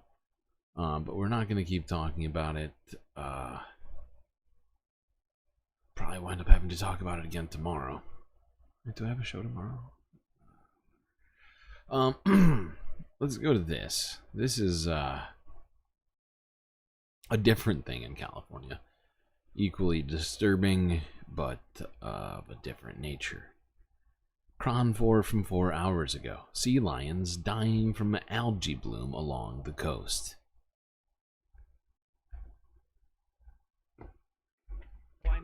Everything. Hundreds of sea lions are dying along the California coast. It's due to some acid poisoning. And to explain what's going on here, we are joined now by Sam Dover. He's from the Channel Islands Marine and Wildlife Institute. Sam, thank you so much for joining us this afternoon. No problem. Good to be here. So what's this acid that's killing these sea lions? Well, domoic acid is a neurotoxin that's produced by an algae called Pseudonischa. And it's a common algae, and sometimes it produces a toxin and sometimes it doesn't. Animals that eat that algae, such as shellfish, sardines, anchovies, filter feeding fish, and even clams and oysters, as well as crabs, they can ingest that algae that contains the toxin, but it doesn't really affect that individual. What happens then is the larger animals, such as the marine mammals, including sea lions and dolphins, but mostly sea lions, and occasionally seabirds as well, that eat that same type of fish, the anchovies and sardines, they then accumulate the toxin in their body and then cause serious clinical signs. How does the acid start to begin with? How does it start to develop in the water? Well, the algae's there frequently, but it doesn't always contain the toxin. There's actually a group that runs that does surveys to understand the levels of toxin. So we can sometimes see it coming, but not always. How does it get there? Well, it's naturally occurring, but nobody really knows exactly why this one occurs. There's many what they call harmful algae blooms that occur all over the world. This is just one example. So what are the symptoms that the sea lions start to show so you know that they're sick? First thing we'll notice is we'll get an increase in number of phone calls. Plus, we'll be watching and monitoring the levels of toxin that the other organization studies. Hold on. I need to watch this whole thing. More of these sea lions to die from this algae bloom? Is it something about the tides or the weather? Like, what is making this spike in deaths happen right now? Sure. There's a few theories of what occurs or why it occurs. We do see it associated with many things. One of them is upwelling. Right now we have a large upwelling occurring that is ocean or water from deep in the ocean because of tides and waves. Start bringing nutrient-rich water to the surface. That feeds the algae like a fertilizer. Likewise, runoff. That is, we had a lot of rain this year. Rain will then flush a lot of nutrients from either agriculture runoff or just natural runoff, nitrogen and phosphorus. That helps plants grow. Algae is a plant, it helps it grow. Another one is a little bit of warmer water temperature. Our water is about 1 or 2 degrees warmer these days, so that could be contributing to as well.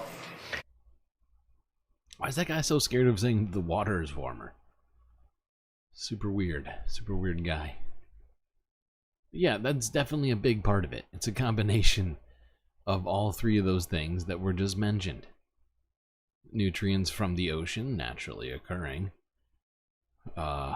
Agricultural and other sorts of human resource runoff going into the oceans and also feeding the algae, and then it being way hotter in the ocean, which the algae likes.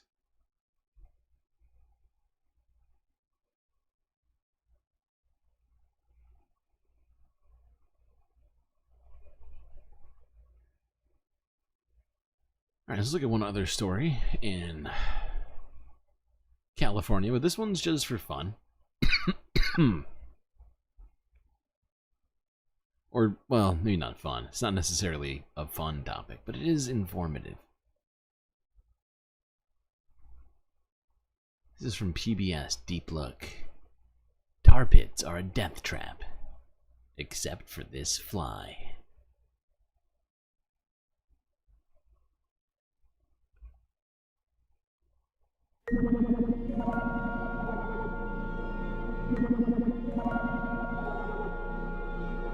Deep in the heart of Los Angeles, near Beverly Hills, a gooey substance seeps up from a massive underground reservoir and traps nearly every living thing that touches it.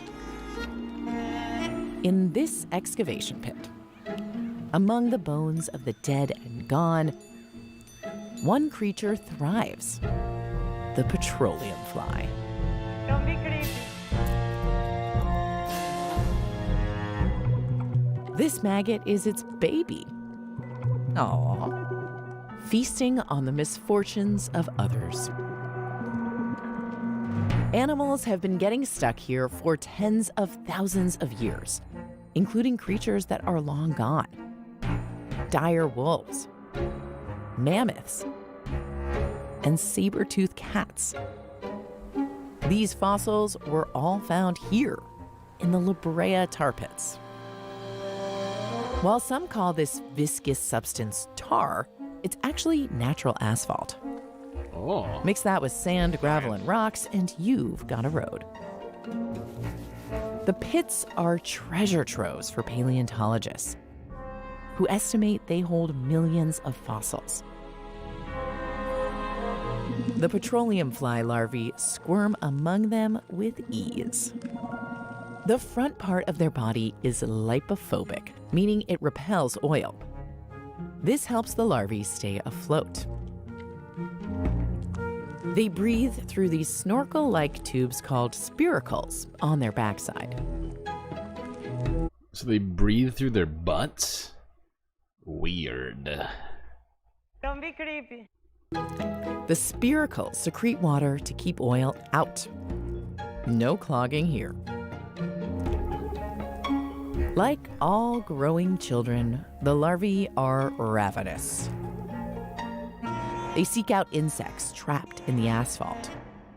They could search for food on the water that sometimes collects on the tar pits. But the asphalt is a far better hunting ground. More prey and less competition. This larva moves in on a dead cricket. It pokes its way into the cricket's exoskeleton and devours it from the inside out. Kind of reminds me of J.D. Vance. I don't know why. When I watch these maggots crawling around this tar pit, I just have flashes of Vance. It's weird. I don't know what it is. I don't know what it is. I don't know what it is.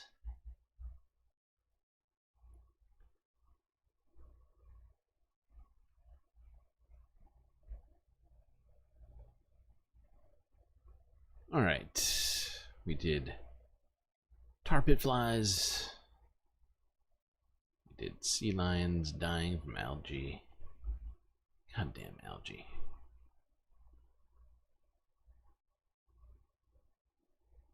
Now let's go here. Here's a positive story. Kind of. Denver 7 from 13 hours ago. Downtown Light Rail Project finishing on 15th Street.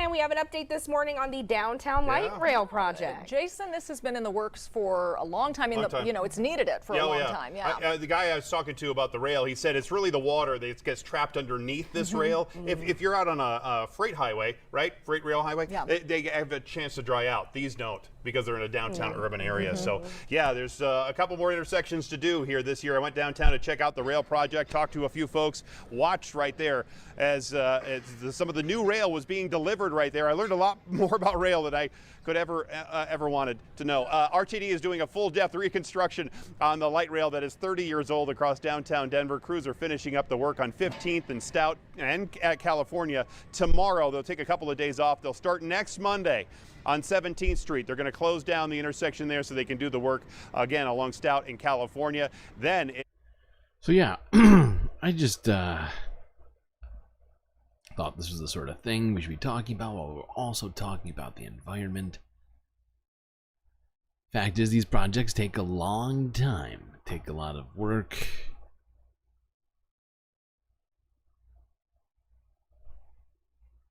But it is what we need to be doing. Improving systems, adding systems where they are not.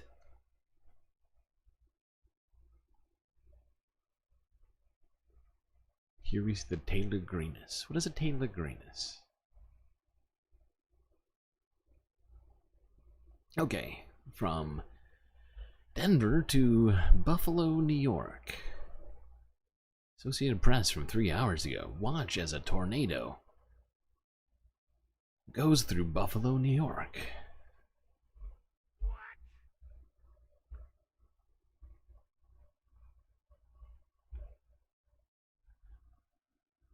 Not even tornado season anymore.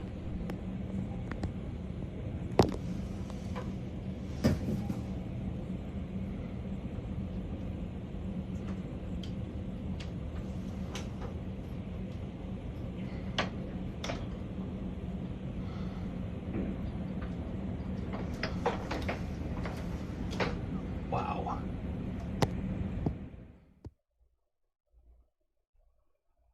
Damn.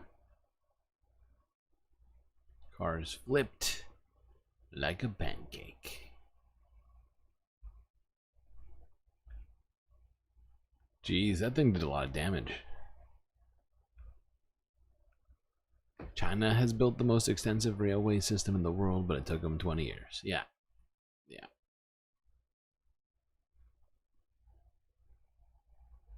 I mean, most places have better rail systems than the United States. Let's be real. We stopped working on those, what, like 100 years ago? Seemingly. Have barely updated them since.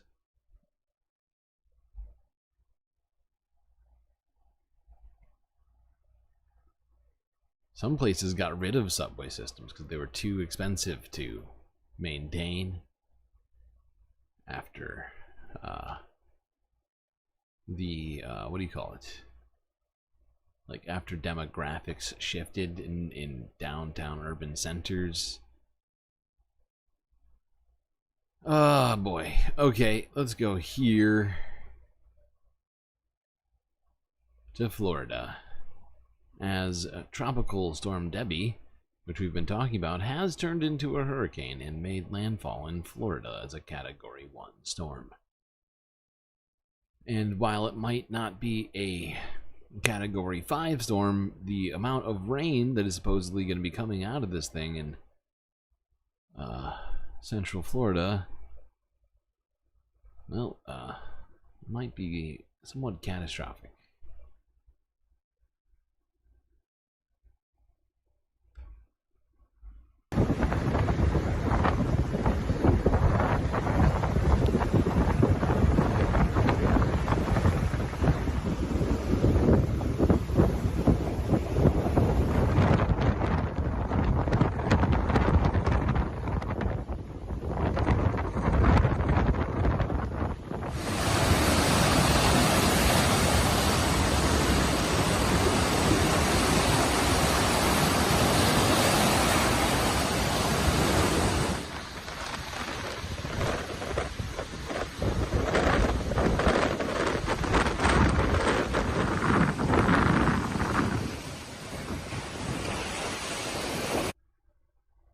It's great because in Florida, climate change is illegal. Yes, correct. Illegal. It is illegal.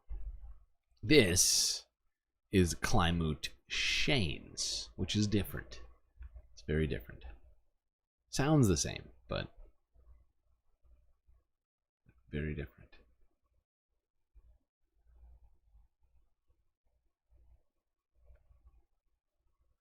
And yeah, we're going to keep talking about this. It is this hurricane is threatening multiple areas in the south because of its projected Let's go ahead path. and go now where Christian Benavides is, because a curfew is in place in Savannah, Georgia tonight. That state is bracing for the storm to make its way north. Debbie's expected to hit Georgia tomorrow. So Christian, I was where you were for Idalia. Remember, this area, a lot of the areas impacted by Debbie were impacted by Idalia.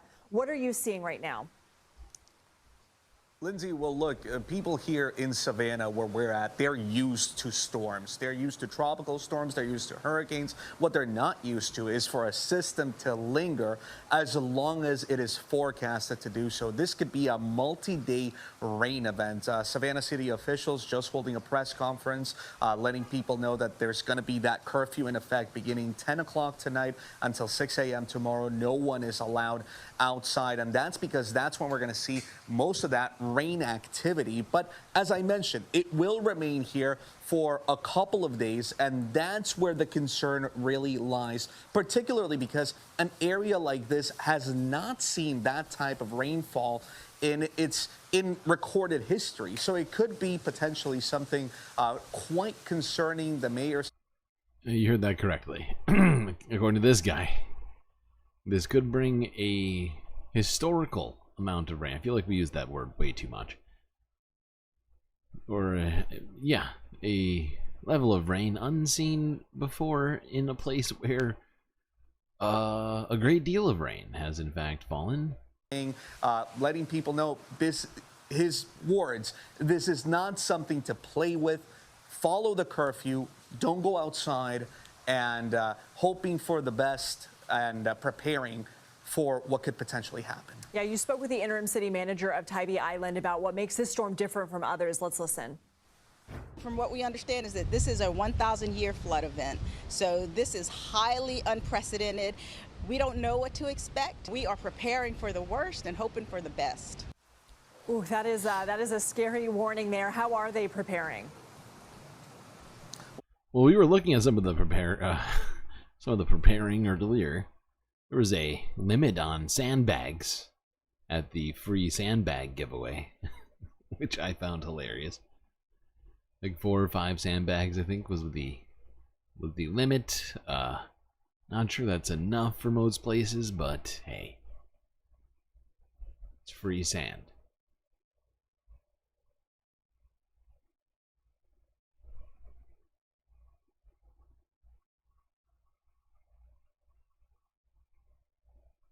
Thousand-year floods are becoming more common. It seems like thousand-year floods are really just the next one, to next year's thousand-year flood. Every year has a thousand-year flood now.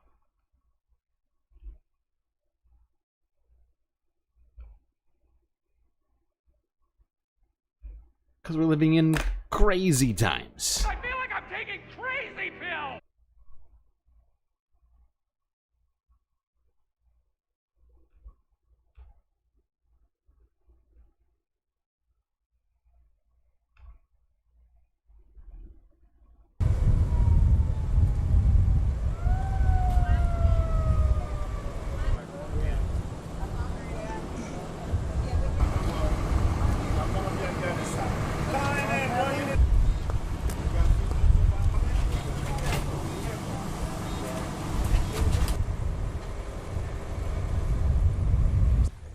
There's a lot of pets going on these boats. I mean, on these buses.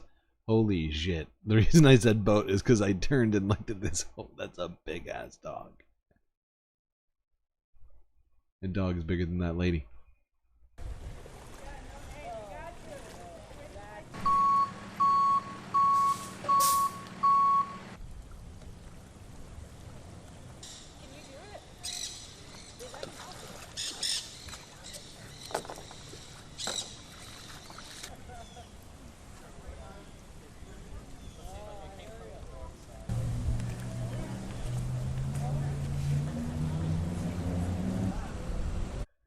The thing that I think about while watching these people walking through this water is the fact that, you know, alligators, crocodiles, things like that are pretty prevalent in Florida. And with water being everywhere, I would just be like, is that a croc? Is that a croc? Is that a croc? I just keep like, I don't think, I feel like I'd be having like a minor meltdown over walking through that water.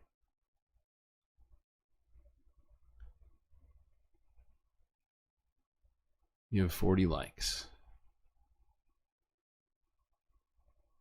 40. It's a lot. It's a lot of likes.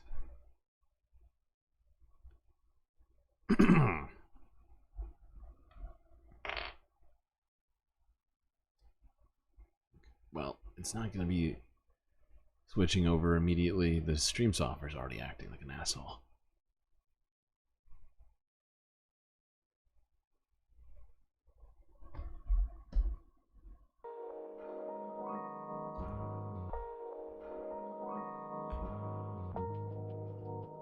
All right, galactic intermission time, folks.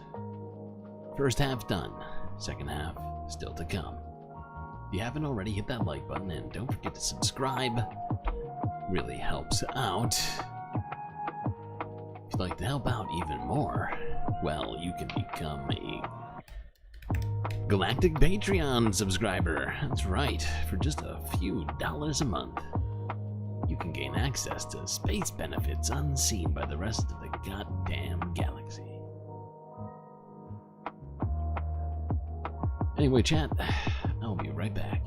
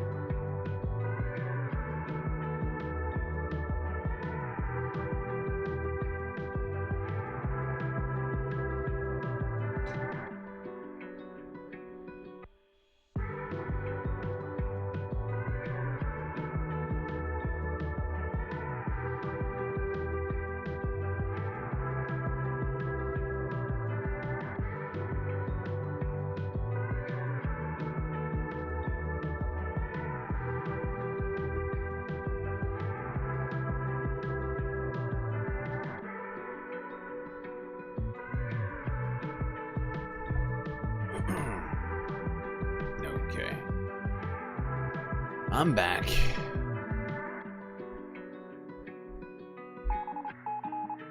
Which means that you should also get back to your seats as the second half of the show is about to start in just a moment.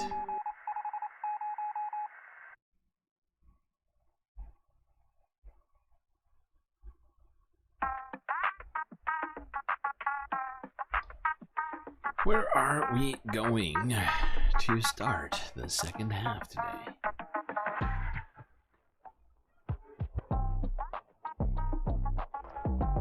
Well, in space, of course. It's a very silly question for you to ask. Let's go here to PBS NewsHour from 8 hours ago. Astronauts from Starliner test flight still stuck in space.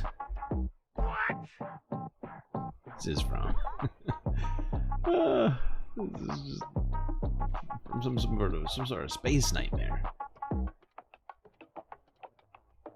The Department of the Redundancy Department. Picture this, 2 astronauts marooned in space. But no, this is not the theme to an upcoming box office hit. It's real life. NASA test pilots Butch Wilmore and Sunny Williams were the first people to ride aboard Boeing's new Starliner capsule when it launched into space on June 5th. The test flight was only meant to last 10 days, but technical issues upon their arrival at the International Space Station have extended their time in space indefinitely. So what exactly were the tech issues? The day after the Starliner's liftoff, 5 thrusters malfunctioned as the capsule approached their landing at the station. The propulsion system was also leaking helium, but that issue was known before launch and deemed manageable. But the combination of problems has kept the pair at the ISS until further notice. This is the world of test. This is a tough business that we're in. Human spaceflight is not easy in any regime. And there have been multiple issues with every spacecraft that's ever been designed, and that's the nature of what we do. You know, that mantra you've heard, failure is not an option. That's why we are staying here now. NASA and Boeing are troubleshooting Starliner's issues. I feel like he's like right on the verge of breaking. Like he's maintaining, but like one thing goes wrong.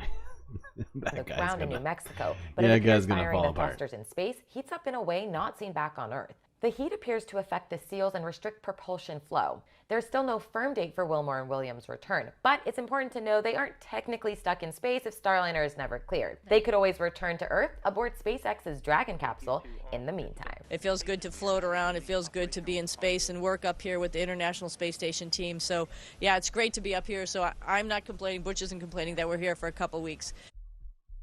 Well, it's more than a couple of weeks. They've now been there for 2 months. That's old footage.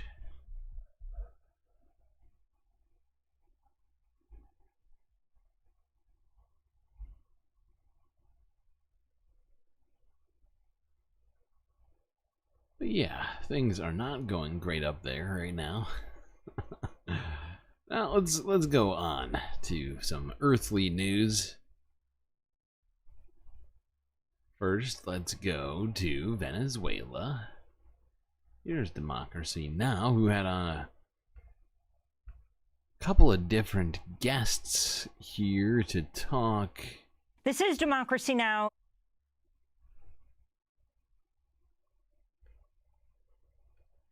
DemocracyNow.org, The War and Peace Report. I'm Amy Goodman. We turn now to Venezuela, where tensions rising over the contested results of the presidential election that took place just over a week ago. The incumbent president, Nicolas Maduro, who was declared the winner by Venezuela's National Electoral Council, has vowed to pulverize the U.S.-backed opposition, which has released thousands of vote tally sheets to back its claims that opposition candidate Edmundo Gonzalez received more than twice as many votes as Maduro. Countries including the U.S., Argentina, Uruguay, Costa Rica, and Ecuador have recognized Gonzalez as Venezuela's president-elect. But others have questioned the authenticity of the opposition's tally sheets, which Gonzalez and fellow opposition leader Maria Corina Machado said they secured from polling centers nationwide. Dueling protests continue in Caracas and other cities this weekend, both in support of Maduro and against him. Rights groups have denounced the crackdown on opposition protests, with Human Rights Watch estimating at least 20 people have been killed by Venezuelan armed forces. Maduro spoke from Caracas Saturday. We have 2,000 prisoners captured. From there, they go to Tacuran and Taquito prisons. Maximum punishment, justice. This time, there will be no forgiveness. This time, there will be Tacuran prison. On Friday, Mexican President Andrés Manuel López Obrador criticized the Biden administration for recognizing Venezuelan opposition candidate Edmundo González as president-elect. We make a respectful appeal to all governments to ensure that there is no interventionism. No government is authorized. It is not legal. It is not legitimate to issue a ruling giving victory or loss to a candidate from another country. What is that? There is no world government. This all comes as the UN Refugee Agency estimates more than 7.7 million people have been forced to leave Venezuela since 2014, as sanctions imposed by the United States and European Union have devastated Venezuela's economy. For more, we're joined by two guests. In Caracas, Edgardo Lander is with us. He is a sociologist, where he is part of the Citizens Platform in Defense of the Constitution, part of a Latin American network of activists and academics called Eco-Social and Intercultural Pact of the South. And in Albany, New York, we're joined by Nina Farnia, a legal historian at Albany Law School. She's the co-founder of the International People's Tribunal on U.S. Imperialism and Sanctions. She just returned from Caracas, where she volunteered with the National Lawyers Guild as an election observer. We welcome you both to Democracy Now! Let's begin in Caracas. Edgardo Lander, if you can explain what you think took place. By the way, it's about to get contentious in here. Thanks for the invitation and the opportunity to talk to you and your audience. There is no doubt that Maduro was overwhelmingly defeated by these elections. The electoral system in Venezuela, it's the technical part of the system, is probably one of the best in the world. There's hardly any possibility of interference with the results at the technical level. But there are many mechanisms incorporated into the system, including paper ballots that are printed and acts that are registered and signed by the witnesses at each voting booth that can be compared with the results presented by the totals of the Electoral Council. All the steps that secure the system, that are checks established in the system, were completely thrown out by the Electoral Council. They published a made-up data, so-called final results. They declared Maduro president before they had even finished counting. There were more than almost 3 million votes that hadn't been counted by the time they declared. And it is a fact that the witnesses at the voting booth have copies of what actually happened at each voting booth. And it's clear that these papers show that there was an overwhelming result. I directly know of several centers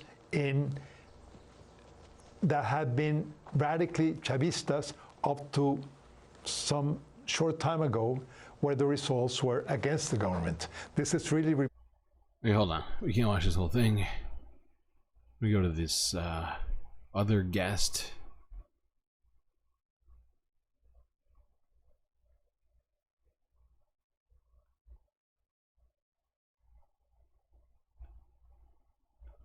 Talk about what you saw and respond to Edgardo Lander. Well, thank you for having me on, Amy. What we witnessed by and large was a free and fair election process, which explains why former President Jimmy Carter once called this system the best electoral system in the world. We were part of a large international delegation of election monitors that included members of the African Union and the Latin American election experts, and we were quarantined with the rest of our delegation in a hotel that was separate from all the political activities. We attended days of trainings about the Venezuelan electoral system, about the laws that protect it, and then we were taken, prior to the elections, we were taken to polling stations around the country where we saw the touchscreen voting machines, we saw the ballot boxes for the paper ballots. We met. By the way, this woman is apparently both a professor at a college, but also participated in the Venezuelan elections as an election observer, like an international one. Directors of each voting Pick up center. on that. On the day of the election, our NLG delegation had the privilege of interviewing voters as they were going in and out of the voting room.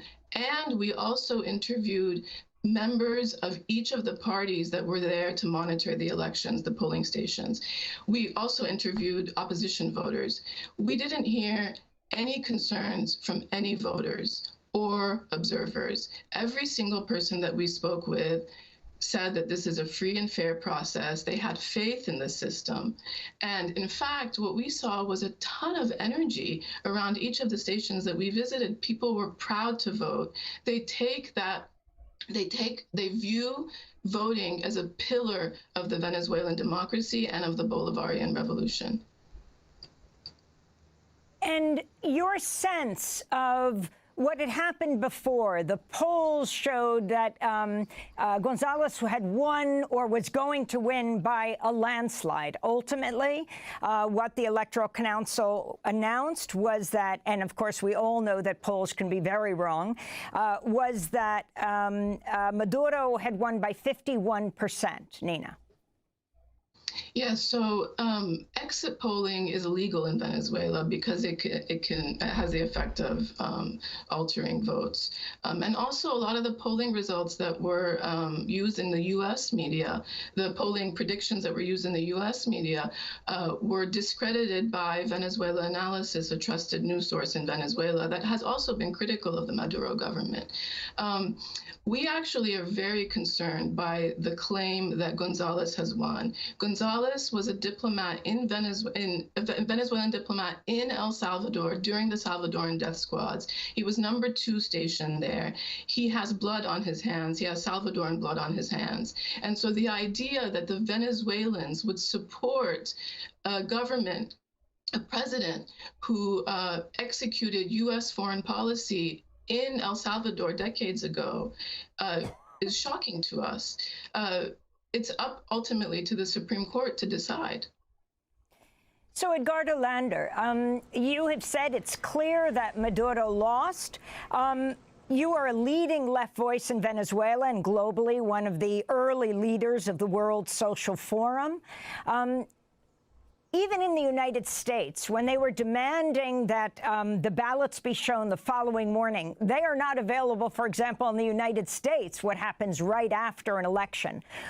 In what way were these opposition-shown ballots verified by anyone but the opposition? And what do you say, Edgardo Lander, to those fellow leftists who say this is a result of long-time U.S. campaign to unseat Maduro, to destabilize his government with crushing sanctions? In the first place, the demand to have public access to the ballots is not some weird demand that somebody made up. It's part of the controls that are established in Venezuelan laws. According to Venezuelan laws, the Electoral Council has to publicly present the ballots at each voting center, and it has absolutely denied to do so.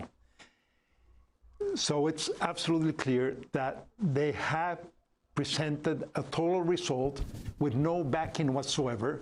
So the backing that's expected and established by the law is completely absent. The ballots that are in the hands of the Gonzalez people are not the only ballots that are available, because different candidates and their witnesses get copies of the ballots at the voting centers. Okay. Hold on. We've listened to so much of this. There's still another piece I want to hear too. Fact is, we've been trying to get as much information about this as possible. By we, I mean me. I have been trying to get as much information about this, but it's been very difficult. Partly because I don't speak Spanish. But also just because most of the coverage that I've been finding has been purely mainstream outlets, and I've been hearing this and that, but it's good to have two people from opposing sides here to talk, especially here with Democracy Now. Hold on. Presented by Electoral Council. This is the main of several mechanisms to guarantee that the elections really reflect, the results reflect the will of the people. If the government refuses to show their results and just makes up some random numbers, there's no way that the Venezuelan society can trust what the results are. It's obvious that the government denies the possibility of doing what the law requires it to do, which is to present each voting booth result. Nina Farnia, if it refuses to do so, it's very... We gave Edgardo Lander the first word. We give you the last. First of all, I want to correct Professor Lander. The Venezuelan government, according to the laws that we learned about while we were there, has 30 days to release the tallies from the day of the election. We're not even at 10 days yet. Second of all, it's not up to the international left to decide who the president of Venezuela is. It's up to the Venezuelan people. And it's difficult for me to trust somebody who is known to have met with the widely discredited figure Juan Guaido about what the Venezuelan left should or shouldn't do, or whether or not the Maduro government is a leftist government. The Venezuelan people, it looks like, based on our perceptions of the process, of the election process, chose President Maduro. But to the extent that there's disagreement about what actually happened, the Supreme Court should be allowed to decide. Not Secretary of State Blinken, who came out last week saying Venezuela needs to transition away from socialism, or anybody else. It's up to the Venezuelan people. Venezuela has been subject to hybrid warfare, which includes election tampering, severe sanctions, targeted assassinations. Just this morning, a Democratic official was assassinated. The Venezuelan people have the right to challenge U.S. interference and U.S. imperialism, and they get to decide who their president is, not the international left, not Secretary of State Blinken, no one else. So there's the two sides of the coin there, if you will, as it relates to this Venezuelan election. It still feels, for me, somewhat contentious, but she made some great points. To be honest, fact is, you know, U.S. elections, it's not like we have results immediately after the voting. And if she's being genuine, which she appears to be, the government still has weeks to actually show the results. So I think there's still going to be a lot more to talk about with this. But I do struggle to take what that guy was saying with any real seriousness. If he is a Juan Guaido supporter, considering I think a lot of people here know about Juan Guaido and his involvement in a US-backed coup.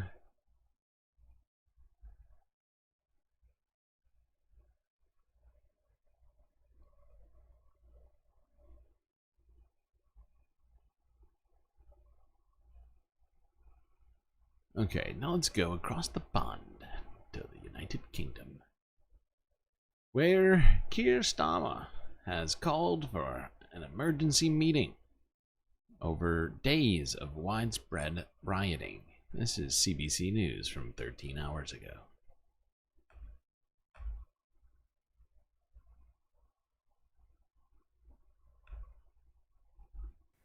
To the United Kingdom now, where Prime Minister Keir Starmer is tackling the biggest crisis of his new government. He's just wrapped up an emergency meeting of top ministers, police, and other officials that he called in response of several days of scenes like this. Illegal. The government is promising swift justice will be handed out to dozens of far-right demonstrators arrested in clashes with police and counter-protesters. It's Britain's worst violence in more than a decade, and it was triggered by the shocking killing of 3 children at a party last week. Misinformation spread online suggesting that the suspect was an asylum seeker, even though police had already said that the suspect was in fact born in Britain. Keeping an eye on this story for us, the CBC's Anna Cunningham tracking the story, joining us now live from London. Anna, we heard about smashed windows, fires being started in buildings. Can you talk to us about what happened over the weekend exactly and where it happened? Abby, this really was a weekend of violence, destruction and anger across Britain's streets. Just to talk you through one of the major flashpoints that took place yesterday, it was in the northern town of Rotherham, which is in the county of South Yorkshire. We saw a very large group gather, about 700 people, outside a hotel that we asylum seekers.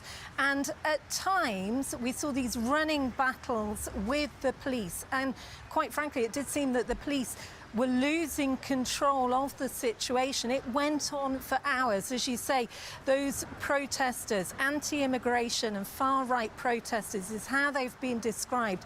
And not just that, they're also anti-Muslim. Very specifically, they went and attacked the mosque. were grabbing anything that they could, bits of wood, smashing windows, even lighting fires in bins and pushing them towards entrances of that hotel. It got so serious at one point the fire service wanted to evacuate the hotel, but they simply couldn't because the police did not have control of the situation.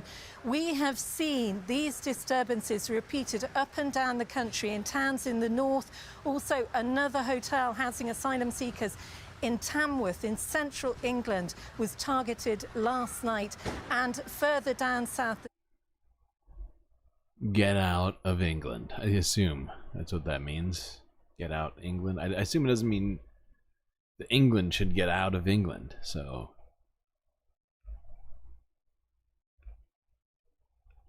Same scenes of unrest and clashes with the police and between the anti-immigration far-right protesters as well as anti-fascist protesters. Abby.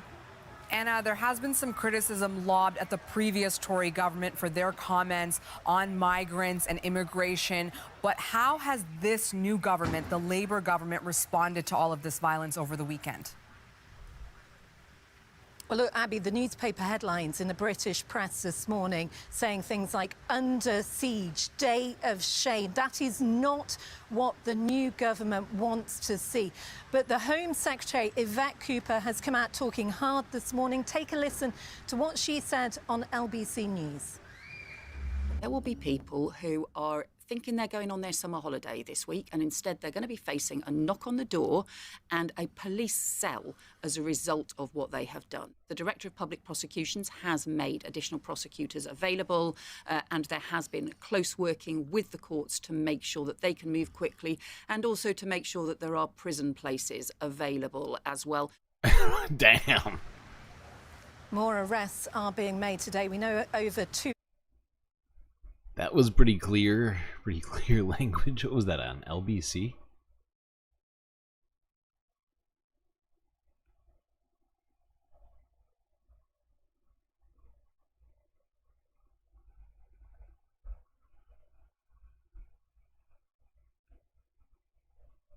Now, apparently, I think at least 200 people now have been arrested as a result of these riots so far. Just want us to look at this last bit of footage before we move on. Got one other thing to talk about. These were the scenes witnessed by asylum seekers being housed in a Rotterdam hotel as anti-immigrant protests happened outside. This is insane. Can you imagine? Can you imagine being an immigrant in this moment? Somebody seeking asylum. You know, you're in an unfamiliar place. You probably don't know anyone, you would think. Although I suppose you might know one or two people in Britain. I don't know. But, you know, and you've got a literal mob outside of your hotel over your existence. What about the kids?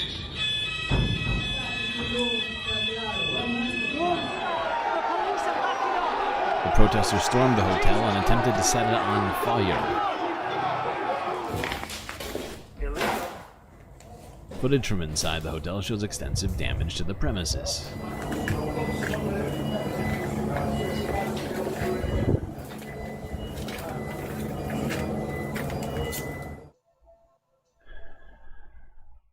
Okay, well, it's all pretty fucking disturbing, if you ask me.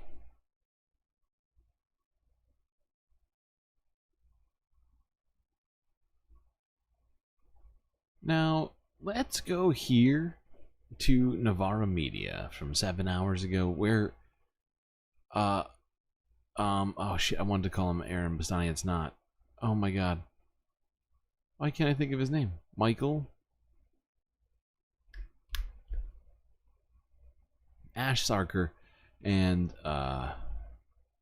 one of the other Navarra Media hosts. I think his name is Michael, but right now my brain just broke. And I cannot think of his name. It's hurting me right now. It is genuinely hurting me inside. Okay, but yeah, they discuss this. Where a Muslim MP went on to Good Morning Britain and was outwardly mocked for raising concerns about Islamophobia.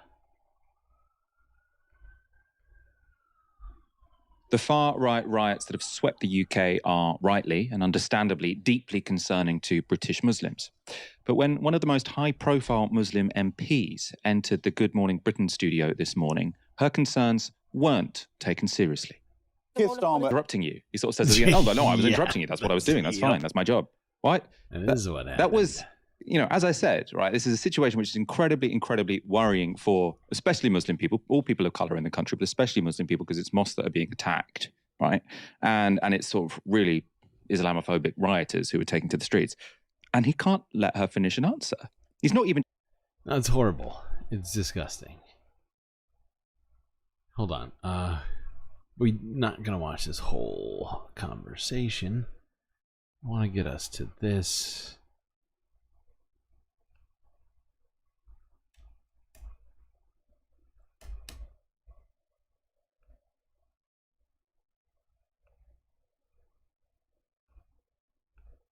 Happened later. Yeah, you're right, Ed. I agree with that. You literally had breakfast together. Ash, I want your comments on this. You got Zara Sultana, who goes into the studio. I think Ed Balls was... And what he means by they had breakfast together is that because even though they didn't quite make that apparent in that interview, those two are married. Really, really disrespectful there. And then he's defending the government. His wife is a part of it. And then he gives his wife a really soft interview. Like, what? How has this been allowed to happen?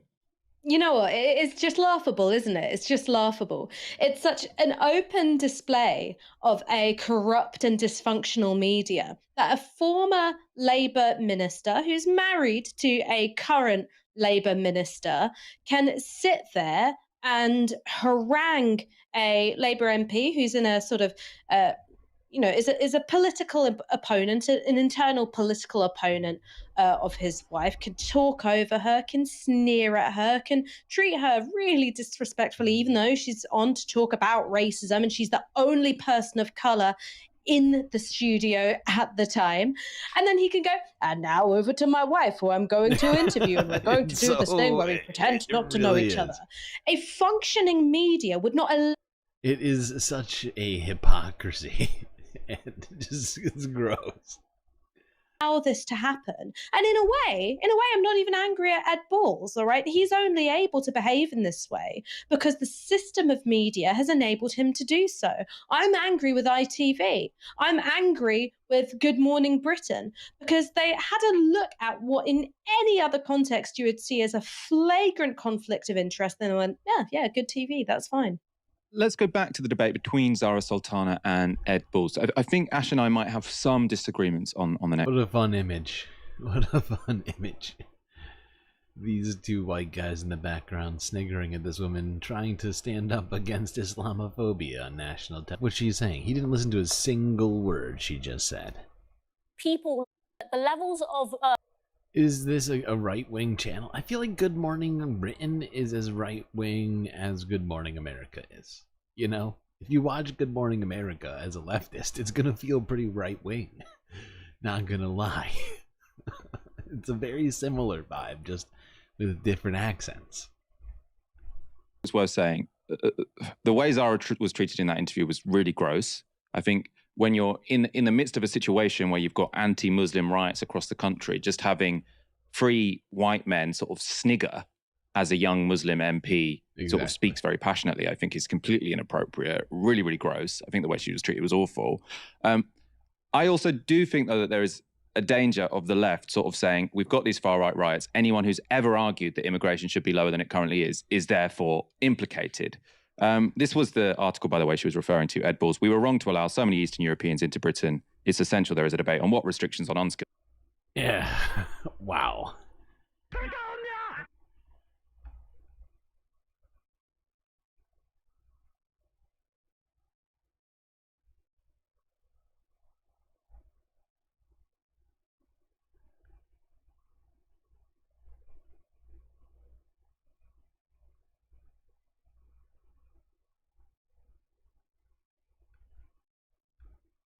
Which was a week of planned out attack pieces on the front page of the newspaper, demonizing asylum seekers, making it out to be this huge uncontrolled problem.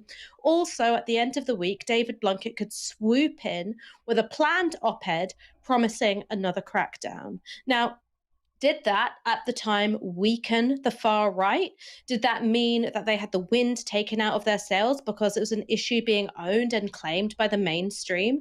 No. What followed was the BNP having their most successful local election showing ever.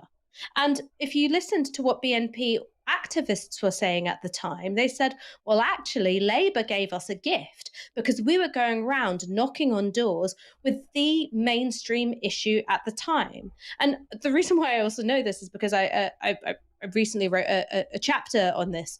That's why I've not been around very much, because I was finishing my book.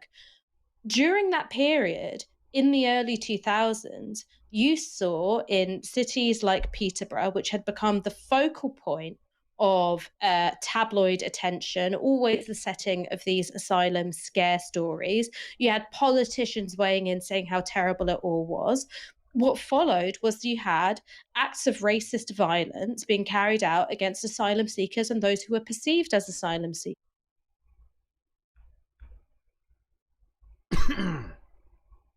Okay. So yeah, and from my understanding, these riots are still going on. In fact, I think I just saw a notification from BBC that the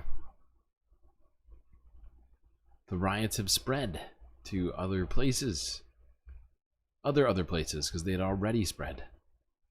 The fact is, this is all over not true trivia. Right? They are protesting something that didn't happen. Well, what happened, I mean, the 3 girls were killed. But they were killed by an English citizen, right? The person who killed these girls is a British citizen, not a refugee or a migrant or Islamic. And so it is, you know, This is all happening based upon completely manufactured shit. And yet it's proliferating and spreading. Still. Fact is I actually took a couple of days to even start talking about this because I was like, there's no way this goes on for very long, because I figured out that it was fake pretty quick. But that it was the outrage was over something that had been manufactured. And then it just got worse and worse. And now here we are. We've talked about it like 3 days in a row.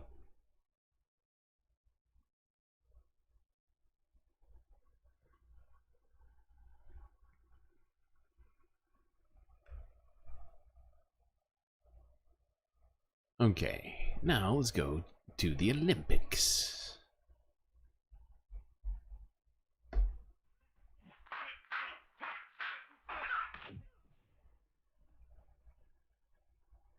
As things have heated up in the boxing competition, but not necessarily over the actual boxing.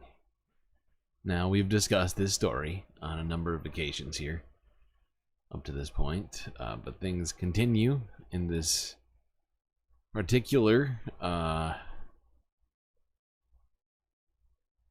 do you call it? Arena, that being transvestigation and just hateful bigotry online. And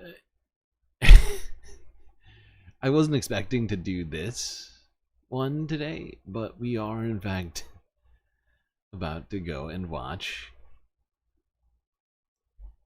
a TYT clip by way of the Majority Report with Sam Cedar, as Cenk Uygur and Francesca Fiorentini had a little bit of a disagreement.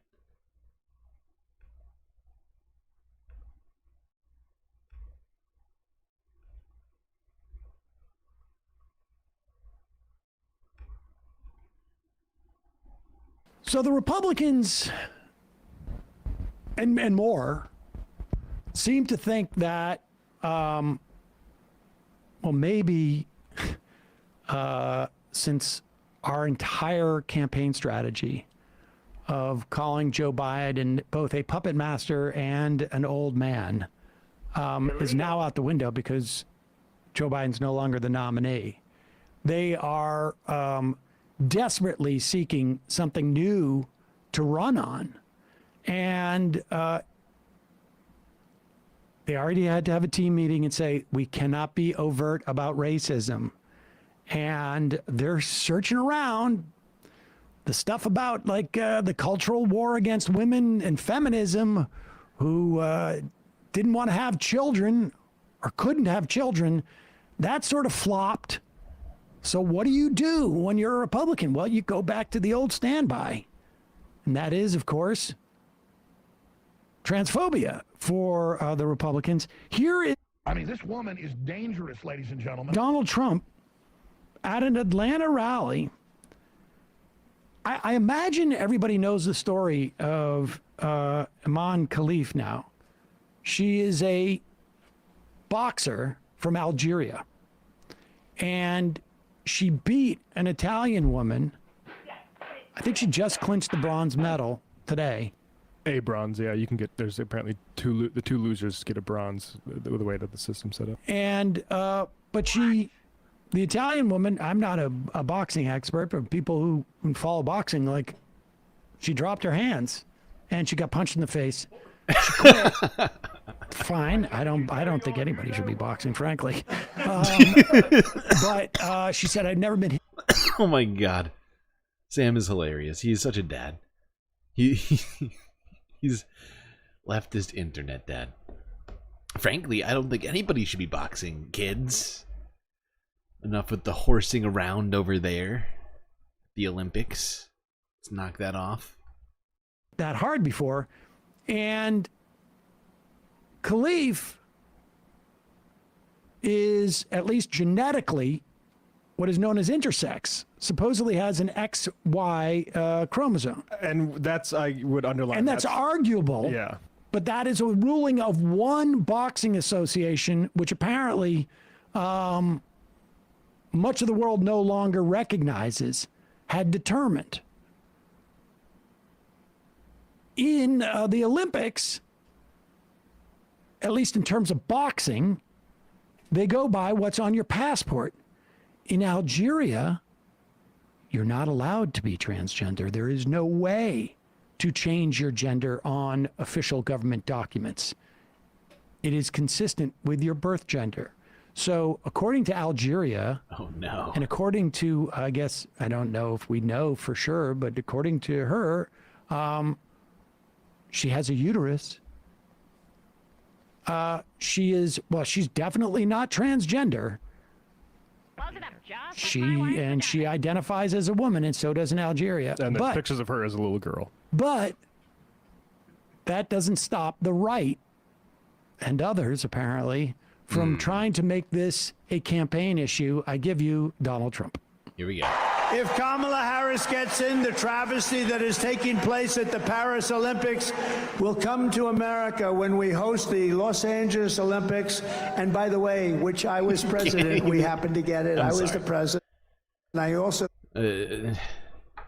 name a city in California. Paris Olympics will come to America when we host the Los Angeles Olympics. And by the way... I'm sorry. What? Come to America when we host the Los Angeles Olympics. Los Angeles Olympics. And by the way, which I was president, we happened to get it. I was the president. I also got you a thing called the World Cup, which is coming very soon. Percentage posit. Percentage of people there know what the World Cup is? Also, Cherry packed house.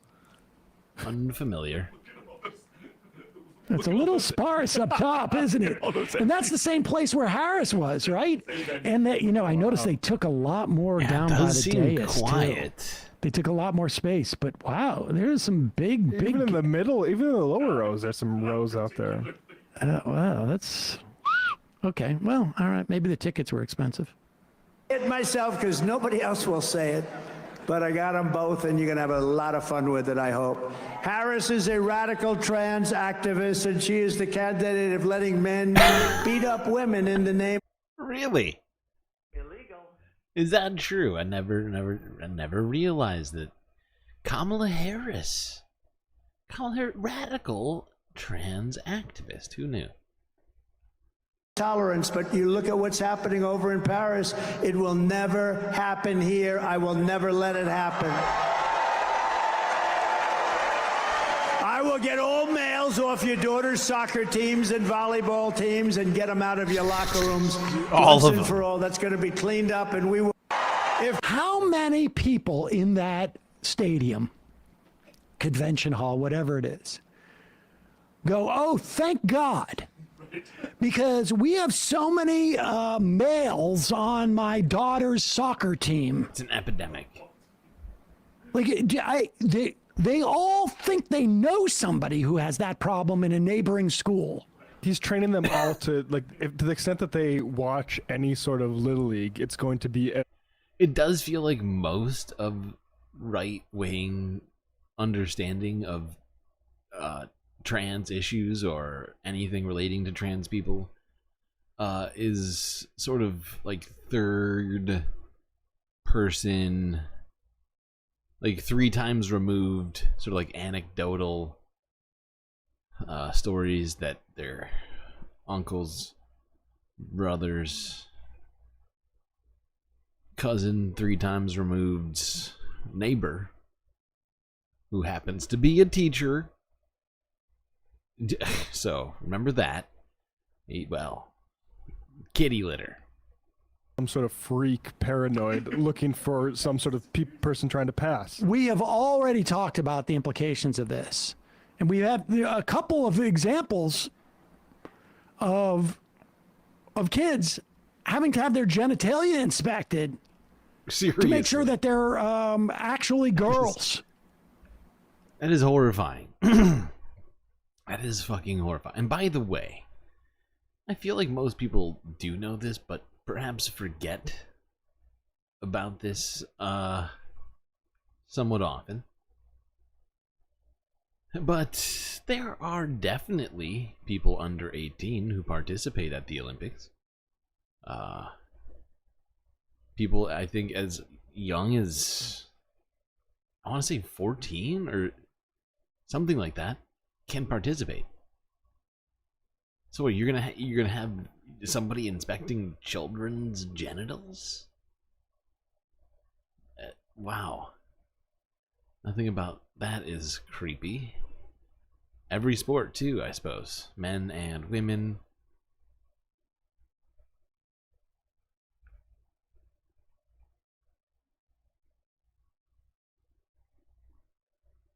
Now let's go a little bit further into this. Ostensibly a progressive show. Oh my god. Shots fired, dude. Fucking shots fired. I just gotta hear that again. Holy shit. Here is Francesca Fiorentini on ostensibly a progressive show. Making the argument that this is all BS. But apparently, even after 2022, where we know the implications of this electorally, some people still haven't gotten the message. So, first of all, when you have an extreme position, you have an extreme position that says, no, we don't ever ask anyone. And I think the Olympics position is actually absurd. They don't do any genetic testing. They don't do any testing. So you could, since they don't do any testing at all, you can just walk in, call yourself a female, not be trans. Trans people are actually... Do it, Jane. Do it. Okay, yeah, all right, well, you can say it, but then what's going to happen? Closet, incidentally, just as a factual matter, this is not true. In boxing, the IOC just requires a passport that says your gender. If your passport says you're male and you walk in there, now, I don't know how you walk into the Olympics. You just walk. You just go in. Like, I'm pretty good at softball, but I don't think I could just walk into the Olympics. I'm not bad at archery, but I don't think I could walk into the Olympics and get on the American. There's, incidentally, all of these teams, there are organizations that police these questions in their home countries. Me personally, every time I have purchased a ticket for or been brought to a sporting event, ticket holders just would walk onto the field and start playing the game. Because of course we are equally as qualified as anybody out there. That's how sporting events work, at least on Earth. Algeria, again, it is, you cannot be transgender. There is no passport that you can get that says female unless you were born female. And there's pictures of her as a little girl. Yes. But I'm just talking about the factual matter. Right. The Olympics just say walk in. No, the Olympics basically defer to international organizations that create the rules for different sports. Now, you could say, well, that organization is, I don't like this organization, I don't like that organization, I like the way they do it with that one. But as a factual matter, the idea that you can walk into the Olympics as a woman and play men's basketball is obviously absurd. In fact, you can't walk into the Olympics even if you're a man and play men's basketball because there's a process. Do it. Okay, yeah, all right, well, you can say it, but then what's going to happen? Rugby, Somebody's going to do it, and they're going to get away with it, and then everybody's going to be furious, okay? It's, all right, I can't stand it. And it doesn't help trans people at all to have these extreme positions. Oh, yeah, don't test anyone, just take their word for it. What is so extreme about what's being said? He's making things up right now. Straw man. I think it's terrible politics. It's not an But extreme position. It comes from a position of human rights, and it does help all It's not a people. human right And to compete in the other gender's What you see there sport. is when what you just saw are women, are biological women, being attacked for being trans because of the anti-trans athletic narrative that is already Exactly.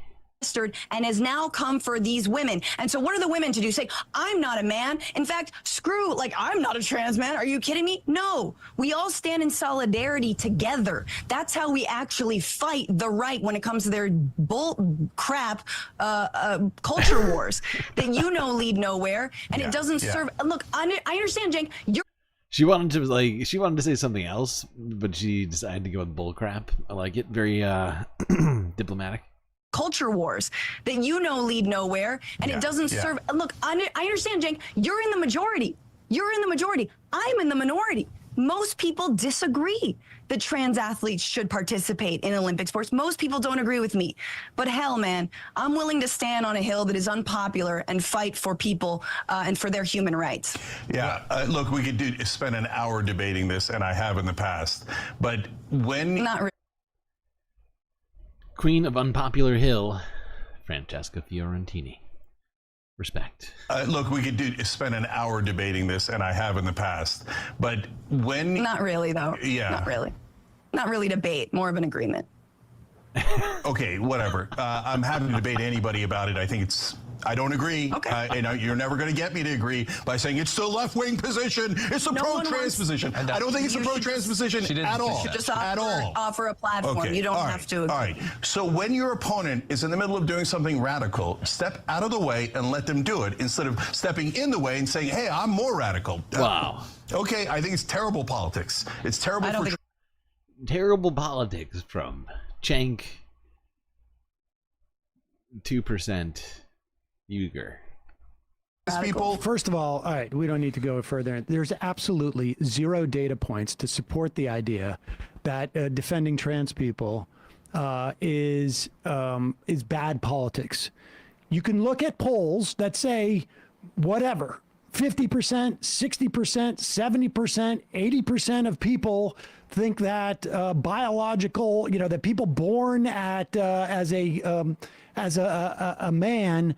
Assigned the gender of a man at birth should not be, playing softball or whatever it is. But as an electoral matter, people don't care. At the end of the day, people don't care. I mean, we have seen much, in some instances, to my dismay and to others' dismay, 70, 80% of people want gun control. But point to me an election that has turned on it. It's just not. Yeah. Yeah. Bob Carmody needs a pizza. Can anybody send a space pizza to his hospital bay? That would be much appreciated. It's going to be difficult for me while I'm in the middle of space casting here.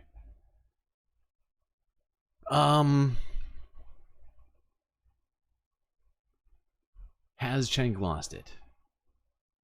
I feel like Cenk lost it a little while ago. I'm not gonna lie.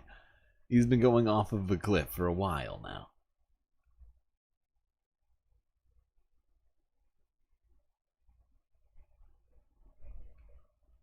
Okay, we're not done quite talking about this. This is the most recent sort of tidbit that I've seen about this from the mainstream medias. Here's global news from a day ago.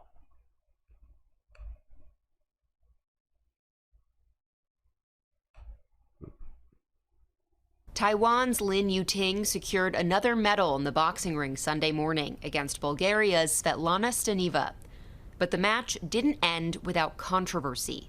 Staneva made an X symbol with her fingers, purportedly referring to female chromosomes, something her opponent and another female boxer, Iman Khalif of Algeria, are accused of not having, and her coach, implying judges were influenced to award the win to Lin. Many fans like this one say, I believe in the decision made by the IOC and its impartiality. though others are still uncertain. So far, I've been respecting that decision because there's not that much that can be done about it. But yeah, I'm not sure myself whether. What would she have done about it? That's my question for this young woman here. What would she have done a bit about it? Exactly. If somebody were to get in there and say, okay, you can't participate, right? Does that mean that she has to participate in men's boxing? Is that what you're saying? Even though she has a uterus? It's weird. It's throwing me off. I'm confused. You're gonna force? Is that what the plan is for people in their heads? Both boxers were cleared to compete in Paris this year, but they were disqualified from the 2023 World Championships after failing the International Boxing Association's eligibility rules. The president of the IBA said the test showed both had XY chromosomes, though the results were never published. The IOC claims those tests were illegitimate. The tests themselves, the process of the tests, the ad hoc nature of the tests are not legitimate, and you'll also expect me to tell you that I'm not going to discuss the individual intimate details of athletes in public, which I think is pretty disgraceful for those who've leaked that material. And the committee... Yeah. Shouldn't even be an issue. Really shouldn't. And yet, it really isn't. It's an issue because it's been created by, the worst people on social media, right? The transvestigators, the groypers. Just going out there and saying, we need something to be upset about today. Hey, have you seen the Olympics?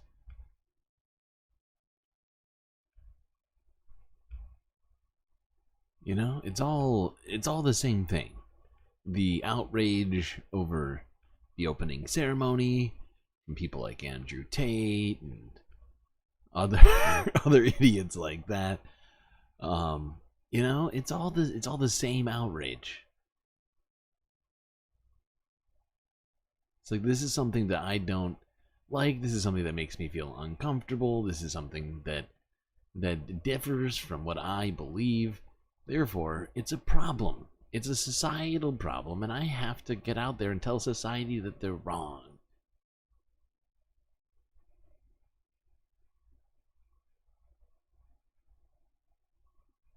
The existence of people different from me. It's oppressive, and I won't have it.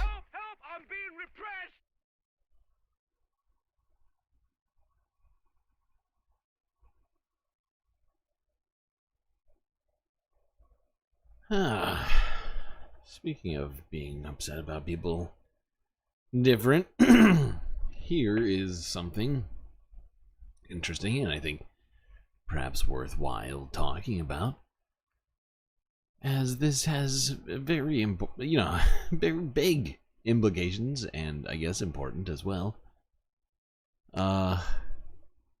Certainly affects all of us as we are currently using fiber optics in one way or another, even if we don't realize it. To be on ye olde internets. Let's go here. The Wall Street Journal from 13 hours ago. The hidden battle for fiber optic supremacy.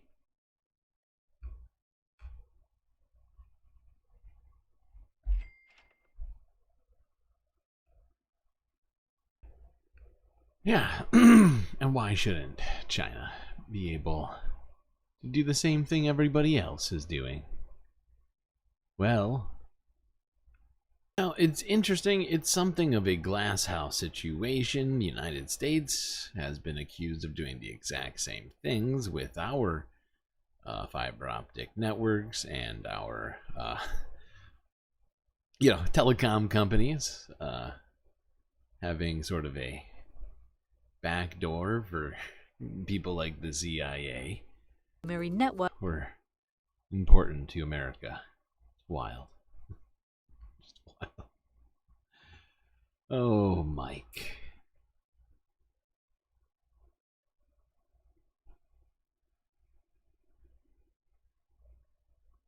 But yeah, the United States has been doing everything possible to stop China from building fiber optic cables under the sea. That's our territory. How dare you get involved? We need to be the ones to monitor stuff.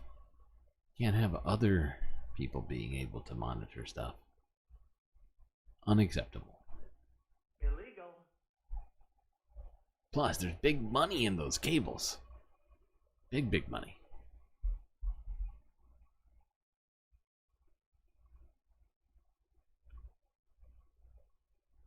Okay, let's go here. Just south of China, in Bangladesh, where those protests we've been talking about for weeks now have perhaps come to something of a head, unexpectedly. That's right, things have changed drastically in the last 24 hours since we talked about this. Let's start here from 24 hours ago.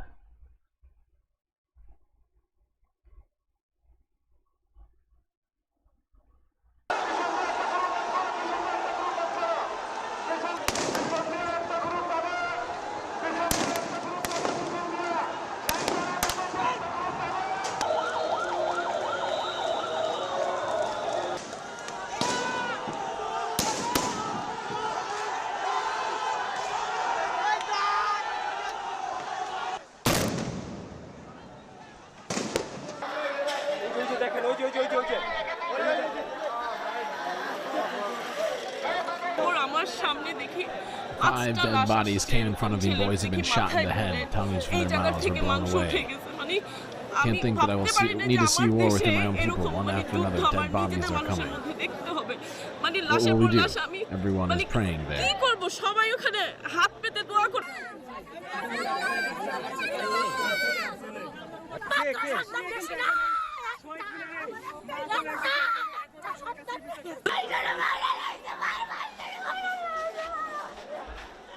So yeah, at least 100 people have died in recent, the recent protest. Hold on.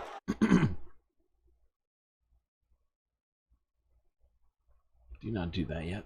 So yeah, at least 100 people died in the most recent protests. And amidst all that, things really escalated, where people in Bangladesh wound up storming the headquarters of Prime Minister Sheikh Hasina, who has now officially resigned. Not just the end of the tyrant Sheikh Hasina. With this, we put an end to the mafia state that she has created. We put an end to the corporate kleptocracy that she has started. We don't want a military government. What we need is a civilians charter. We need a civilians government, and we're going to ensure it.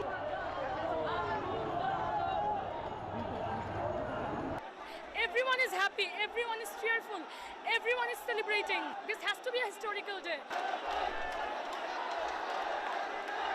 Let's go straight to this. This is footage of her helicopter. This is Sheikh Hasina leaving in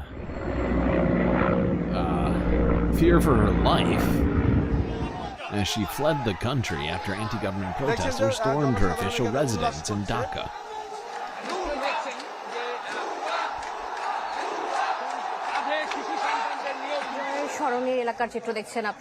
One protester could be seen hitting a statue of Hasina's father.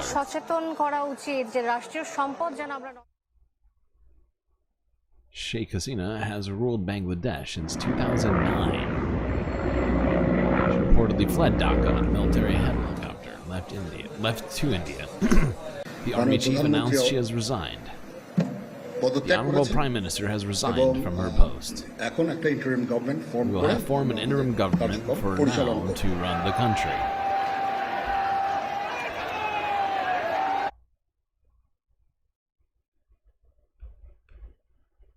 Yeah, and we have been talking about this since they started. So I feel like most people here know a lot about this, and maybe that's a mistake of mine not to over-explain everything, but sometimes I feel like, nah, I don't need to explain this more. But in this case, I'm going to let somebody else explain this more. Let's go to Democracy Now! From 14 hours ago. 11 hours ago, excuse me. Uprising in Bangladesh. Student protests force Prime Minister to resign and flee to India. Hundreds killed.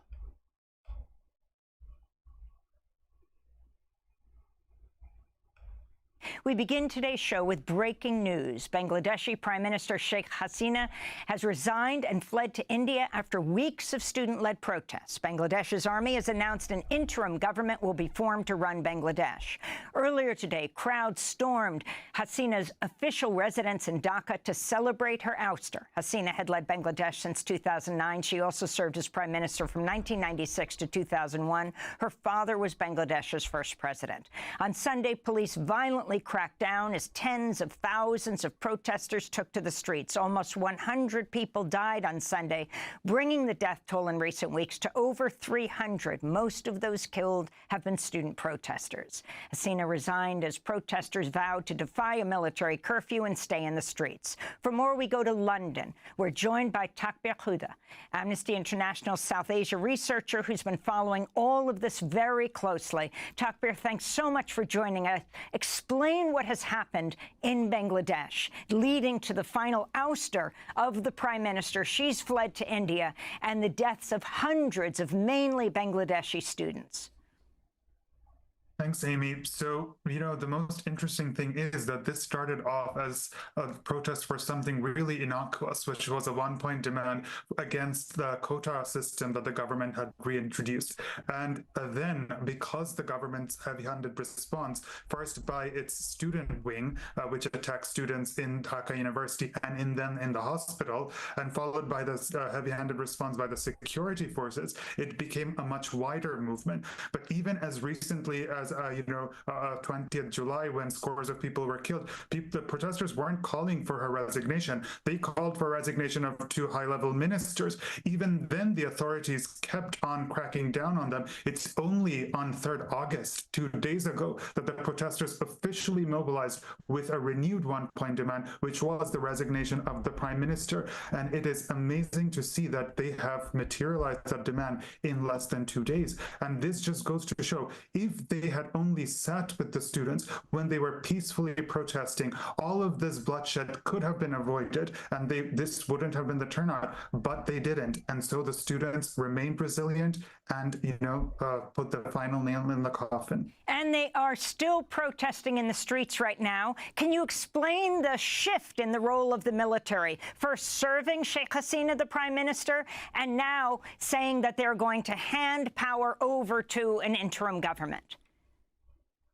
Yeah, so there was a perceptible shift in the role of the military, who in the initial spate of the killings did implement the shoot-on-sight curfew orders, but when the protests resumed earlier last week, they seemed to have played a neutral role, where they weren't really opening fire, but they weren't also protecting the student protesters either, which is very different from the police, which have consistently executed the wishes of the executive, and this is because the police is far more partisan than the army. But right now, given Bangladesh's history with military, dictatorships in the first 20 years and followed by, military caretaker government, which last came in 2007, it's really important to stress that, this must be a time-bound measure that is only necessary until the publicly accountable form of governance can be reintroduced in Bangladesh. Okay. So this is not what I was expecting to happen. But these protests really slightly over, I think a little bit over 2 weeks now. Maybe even a little bit longer. They went from being kind of small to slowly getting just absolutely huge. Curfew being instituted. Multiple people dying at multiple different times. And eventually leading to the ousting of the prime minister who had been in power for 15 years and has now fled to a different country. The military, who had been helping out with that, with keeping this government in power, sort of shifted their response. You know, and here we are. Here we are. Shockingly. This is not what we were, at least I was personally expecting, even close to happening. Yes, I think yesterday, I'm trying to think of what I was saying, but I made some comment about this yesterday. I could swear. Making me want to go back and listen to it right now. I don't think I was anywhere close to predicting this.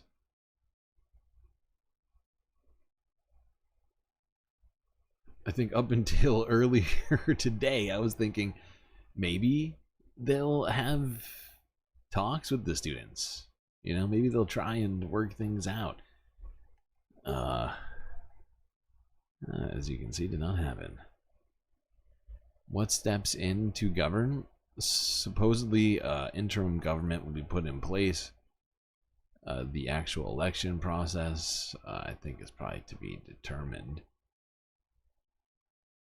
Although I do believe they have elections technically in Bangladesh. Actually, yeah, they definitely do technically have elections there. So it wouldn't be the first one they've done.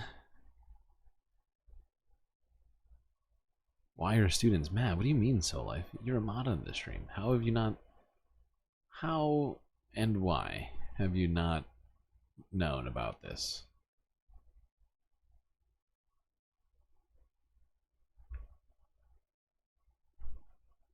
The reason the students are mad is because the government had instituted a bill that made it so more government officials, families, people who had been in the war that got them in power, essentially,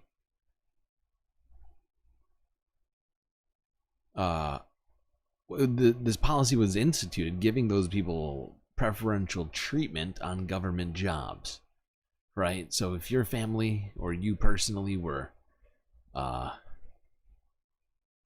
involved in the military during Bangladesh's last war, which was, I think, 40 or 50 years ago, and you and your family had, yeah, just you had much better chance of getting a government job. Exactly, Philip Blair.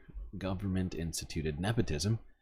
The students who were working hard to get degrees after hearing this were kind of upset. And so a student-led protest started. Eventually, it wasn't just students who were protesting, but it was certainly a great number of them. I suppose if you were spending all your fucking time studying to get a good job and you found out that somebody who didn't, but, you know, was born into the right family was going to get the job, yeah, I can see why you'd be upset. It does make sense.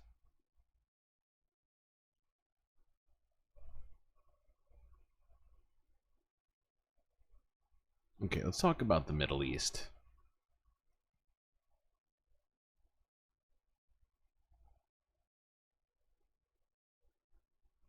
This happened just earlier, maybe 45 minutes before I started this stream, I feel like. Maybe before that, but not long before I started this stream.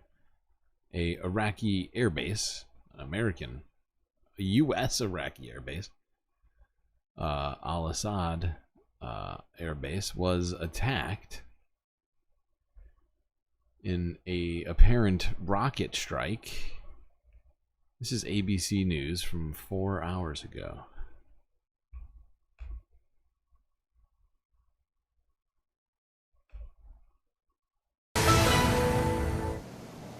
All right, we have some breaking news. We're now learning that the U.S. Department of Defense has confirmed a suspected rocket attack has apparently injured American troops stationed in Iraq. A Pentagon spokesperson says that the attack targeted U.S. and coalition forces at the Al-Assad air base, apparently injuring several U.S. personnel. The Pentagon reports a damage assessment is currently underway. I want to bring in our ABC News senior Pentagon reporter, Louis Martinez. He's joining us now from the Pentagon with more on this. So, Louis, look, I know that this is early, but what other information do we have about this attack here? Kena, what we are learning from U.S. and Iraqi officials that there are at least 2 rockets that were fired at the Al-Assad base. Now, this is a sprawling base in western Iraq. It's frequently under attack over the last year and a half, especially since what happened over there in Israel between Hamas and Israel. Now, one of the things that we've seen here is that we are getting initial indications that several American personnel were injured. Now, this is quite different than the norm because typically when these incidents occur, we get word that there were very few casualties, if any. Typically, the rockets either don't reach the base, or if they do, there are no injuries. But in this case, a notch above, which is why this is very noteworthy, and it's very notable to figure out. By the way, that's not how you spell this airbase. It's one S. I don't know why ABC doesn't have money for spell check, but that it's improperly spelled label. What's going to be the next step? Because last week, the United States retaliated against one of those militia groups as they were preparing to launch missiles or rockets from in an area southwest of Baghdad. And that followed a recent series of about 2 incidents in 1 week where those Iranian-backed militia groups had fired at U.S. bases. Those attacks were the first ones since April, and the ones in April were the first since back in February. And back in February, like almost daily attacks in Iraq and Syria stopped following U.S. airstrikes. So the question now becomes... Assad with 2 S's is scarier, but why would you want to make our airbase sound scarier? That seems antithetical to the sort of stated goal of ABC. How will the United States military respond?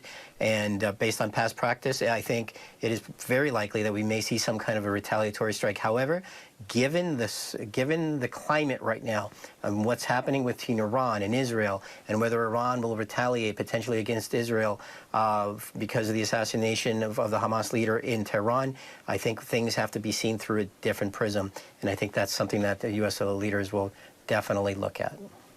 Right. We know from the G7, Louis, we're hearing things like we urge all involved parties to once again refrain from perpetuating the current destructive.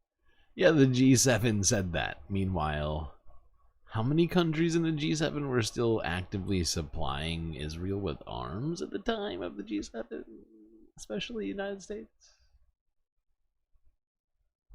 I mean, come on. Don't stop perpetuating problems in the...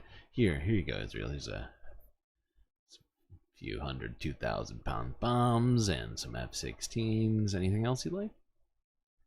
Hey, everybody over there, you stop causing problems. I mean, that's that. You know?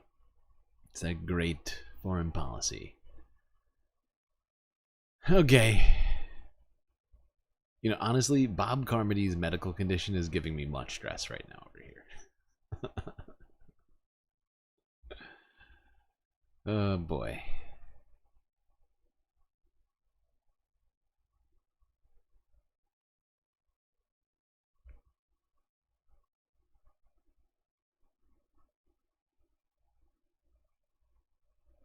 I remember when my father had a kidney stone. He was yelling quite loudly.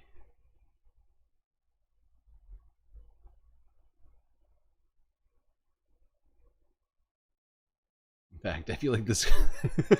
I'm not even going to say what I'm thinking right now. I'm just not. I'm going to stay positive for Bob here. It's going to be fine. It's going to be fine, pal.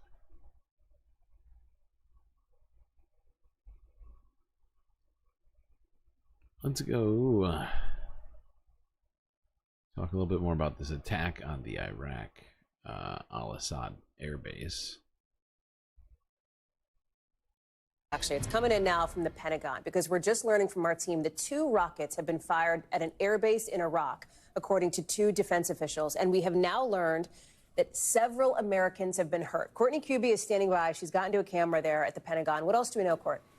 Yeah, there's not a whole lot more. Now, we Okay. first got word of this possible rocket attack about 2 hours ago. It's in, as you mentioned, it's Al-Assad Air Base. It's in Anbar province, which is west of Baghdad. You can see it there. It's considered Western Iraq, even though it's sort of central, but considered Western Iraq. We know at least 2 rockets were fired at this base, and then we know at least one of them impacted the base. And as you mentioned, we're getting reports that several Americans were injured. We don't have a whole lot of fidelity on the nature of those injuries beyond the fact that there were injuries involved. Now, keep in mind, there are a number of different Iranian-backed militia groups that operate in that area. And despite the fact it doesn't make the news every day, Hallie, they do frequently, on a nearly daily basis, try to fire off projectiles, often rockets and other things, at bases, both at Al-Assad and at other bases in Iraq, housing American troops. The majority of those projectiles are generally knocked down, Hallie, and we'll bring you more as we learn anything more about the severity or nature of these injuries. Okay, how am I supposed to focus with all of the kidney stone descriptions in chat? I keep just glancing over and just I'm trying to listen so I can comment on this stuff, and I had stuff I was gonna say for things, and I just keep seeing things like there was one big stone and then many little ones in a little plastic bag, and that's all. That's immediately image in my brain. And that's all I can think of, even with a U.S. Military base being attacked in Iraq going on in the background. It's weird how the brain works.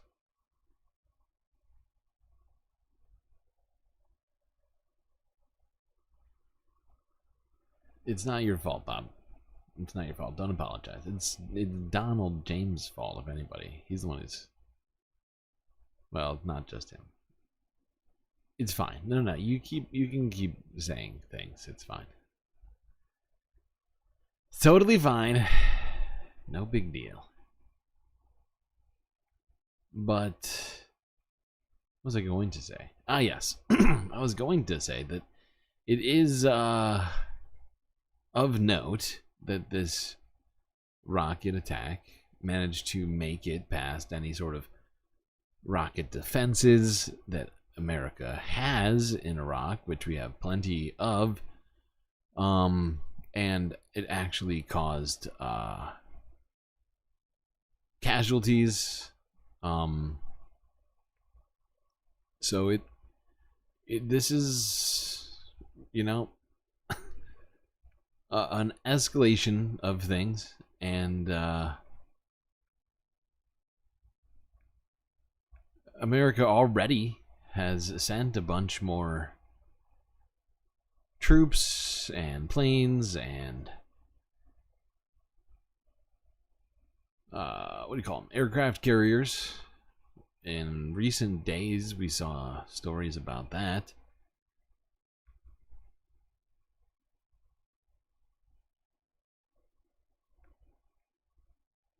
Now let's go to this. This is from BBC News from 10 hours ago. Iran vows revenge after Hamas leader assassinated in Tehran.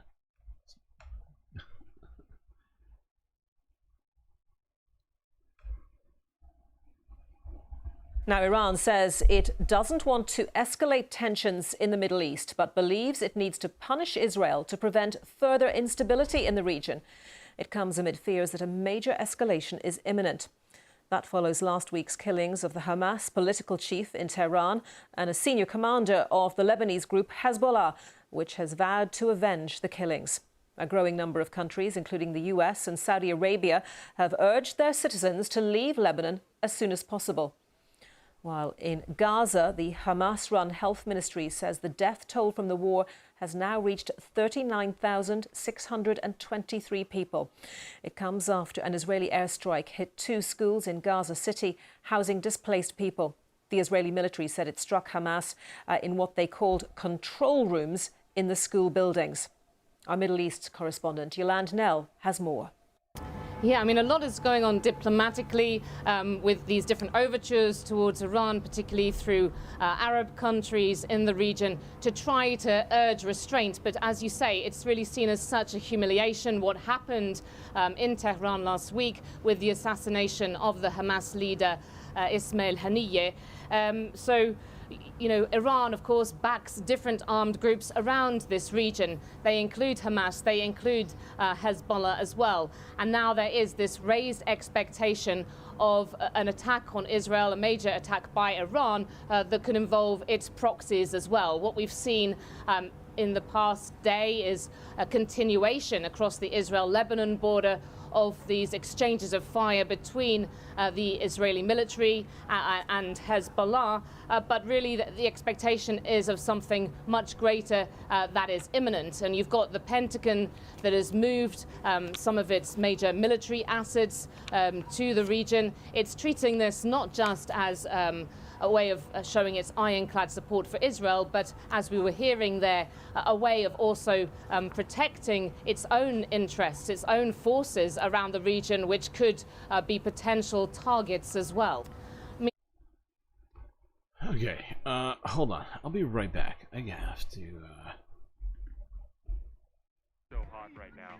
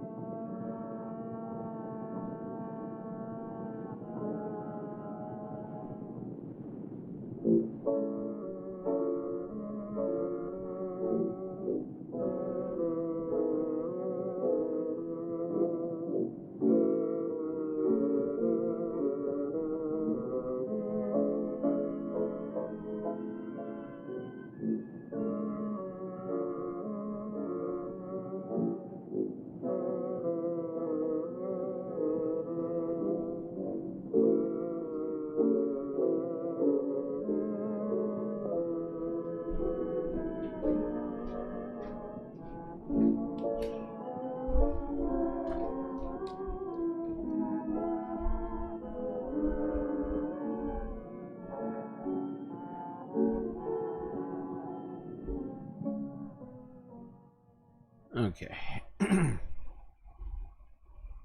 Let's go on to this.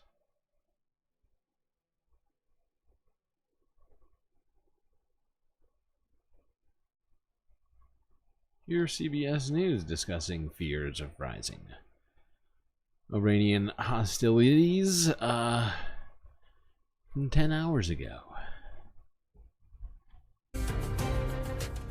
President Biden will meet with his national security team in the Situation Room later on today as fears rise over an Iranian attack on Israel.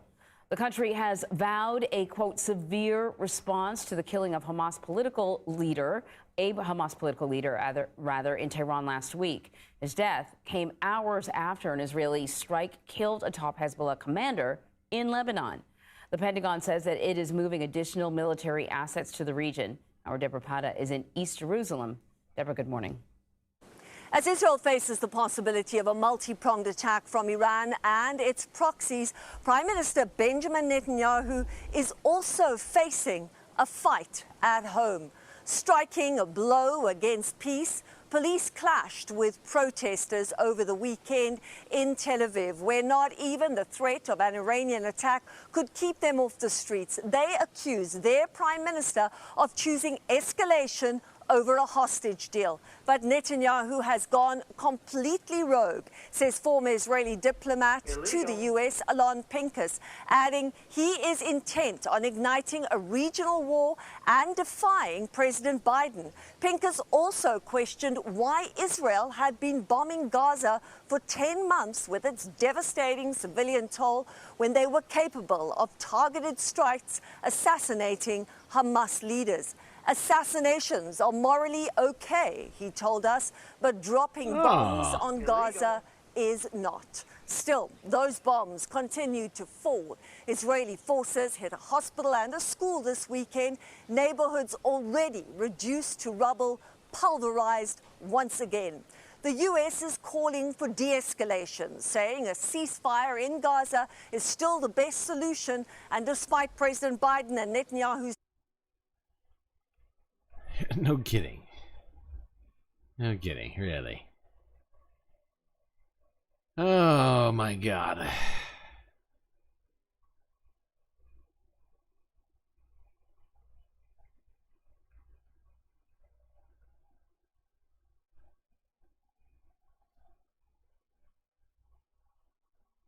Okay. Is CBS News foreign correspondent Imtiaz Tayeb. Imtiaz, what is it like in Beirut now? I mean, are there indications that perhaps in the region they are bracing for something?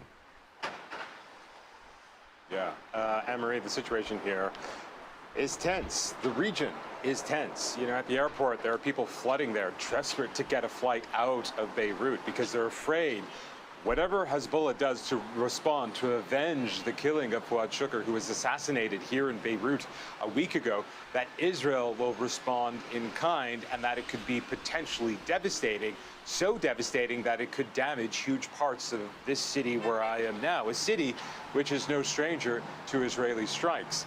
In saying all of that, we do know that Hezbollah tomorrow will be holding a memorial service for Fouad Shukr. We will be... Does it or does it not feel like CBS is actively threatening Lebanon right now? From Hassan Nasrallah, who is the leader of Hezbollah. So one would think that before he speaks, we're not likely to see a major strike by Hezbollah inside Israeli territory. And again, that feared Israeli retaliation. Still, in the last hours, in fact, early this morning, Hezbollah did carry out a drone strike inside of Israel. That injured 2 Israeli military personnel, including a senior commander, senior officer. And we've also had an Israeli strike here in southern Lebanon, in which 2 people died, including a paramedic. Anne-Marie. All right. Just quickly now, we know that U.S. Secretary of State Antony Blinken spoke with the Iraqi Prime Minister yesterday. Do we have any idea what they discussed?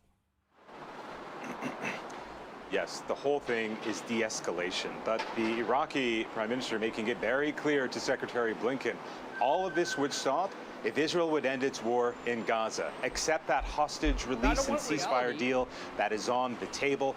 That is something that the Iraqi Prime Minister pressed onto Secretary Blinken as so many countries try to... The very deal which Joe Biden and supposedly Israel helped create. De-escalate the situation. Iraq is trying to convince the very administration that created it that that's what needs to happen. It's very weird. Following that assassination in Iran of the senior Hamas political leader Ismail Haniyeh, Iran has said that they will retaliate, and the fear is that everything could escalate into a region-wide war. And as we know, Anne-Marie, that would just be absolutely devastating. Yes, it would be bad. That's right.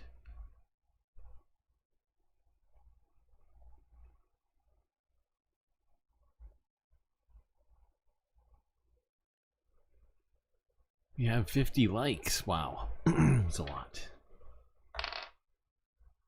No, I think we already have. Oh, I have that one too. We have that one too. Oh my god, this dice is rigged. Okay. I don't think you're gonna be able to see either of your support characters today, unfortunately. We're too deep. 4 hours in. It's decided no more edits. No more edits to the stream. That far back on the leg.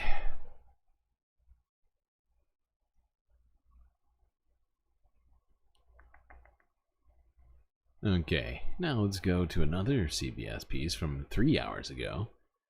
After, basically, very shortly after the U.S. base in Iraq was attacked, Secretary Blinken came out and talked to people. Here's CBS News. U.S. engaged in intense diplomacy, quote unquote, to ease Middle East tensions. Oh, really? Is it more intense than the previous intense diplomacy that we were supposedly doing? Secretary of State Antony Blinken says the U.S. is now engaged in, quote, intense diplomacy around the clock as fears mount over a wider war breaking out in the Middle East. 10 months into the conflict in Gaza, tensions have reached an all-time high. I gotta say, at some point, I think we need a tensions scale, like from 1 to 10, or like a color system or something, because I'm very confused at this point. Right? Like, how intense are these negotiations that are being done? How tense are the current tensions? I mean, things keep getting more and more tense. We keep getting told by the administration that we are avoiding all-out war in the Middle East. Yet, it feels like it just keeps on spreading. After both the senior Hezbollah commander and Hamas's top political leader were killed in Lebanon and Iran last week. Israeli Prime Minister Benjamin Netanyahu says Israel is prepared for anticipated counterstrikes. Secretary Blinken today urged all parties in the Middle East to take steps to, quote, ease tensions. Escalation is not in anyone's interests. It will only lead to more conflict, more violence, more insecurity. It is urgent that all parties make the right choices in the hours and days ahead. Aren't we one of those parties? CBS News intelligence and national security reporter Olivia Gossis is at the State Department. Olivia, thanks for being here.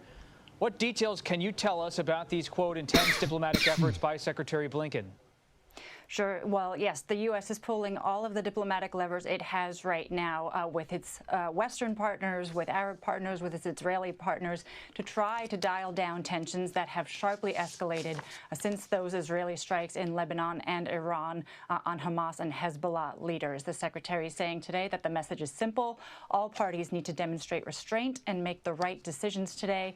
And the key way that he says the U.S. is working to make that happen is by trying to further those ceasefire talks in Gaza, because it will be hard, if not impossible, to achieve diplomatic breakthroughs on any other front, whether with Lebanese Hezbollah or the Houthis in Yemen, absent a cessation of hostilities in Gaza. Of course, that looks right now to be a long shot. Talks over the weekend between an Israeli delegation and the Egyptian delegation broke up within a matter of hours, and there's well-reported rifts between Prime Minister Benjamin Netanyahu and his national security. Wow, Israel trying super hard at peace, ending negotiations literally hours into them. That's how you do diplomacy, people. Establishment who are worried that the Prime Minister is not actually interested in arriving at a deal. Of course, this follows a tense phone call that we learned about between President Biden and the Prime Minister.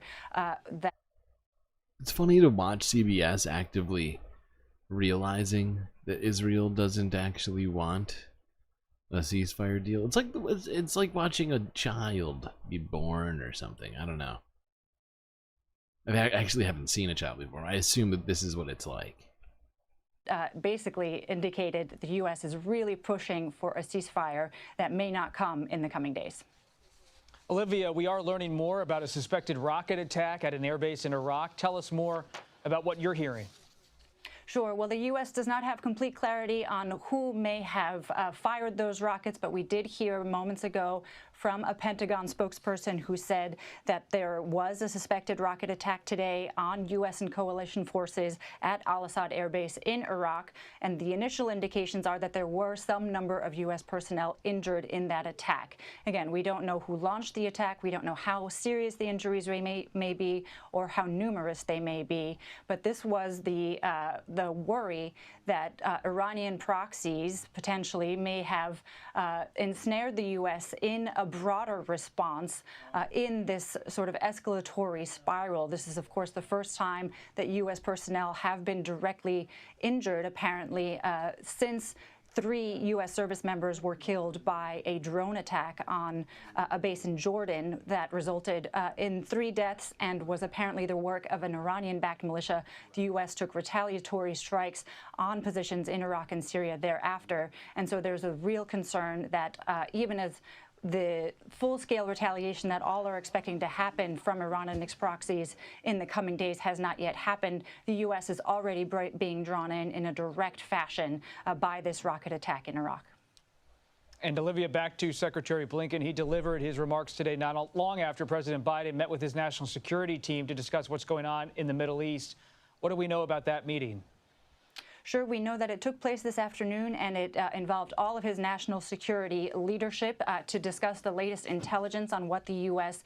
knows about the coming days and what potential scenarios for its involvement may be. We know the diplomatic efforts have been to assemble a coalition of countries potentially to come to Israel's defense back in April when Iran unspooled its attacks. Wow, we're trying to find a coalition of countries to defend Israel. Do they need our defending? Already received a literal fuck ton of money and weapons. I feel like this would be the worst coalition of all time. The defenders of genocide. They need help.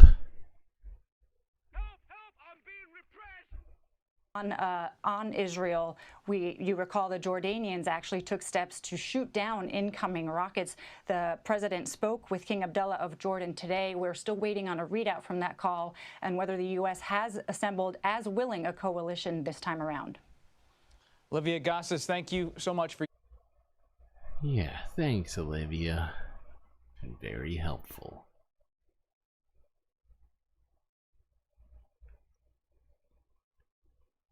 Okay.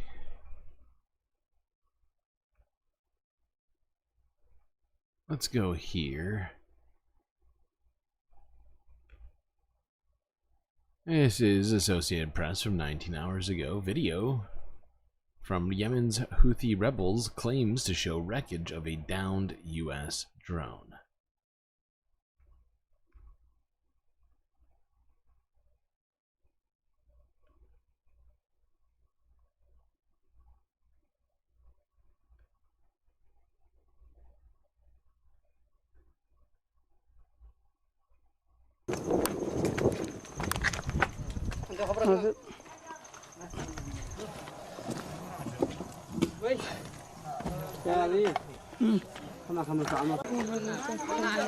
هذا أحد الصواريخ الحرارية التي تحملها This is one of طائرة the الاستطلاع heat-seeking الأمريكية missiles حديث carried by the newly manufactured American reconnaissance drone, which was shot down today by the grace of God Almighty.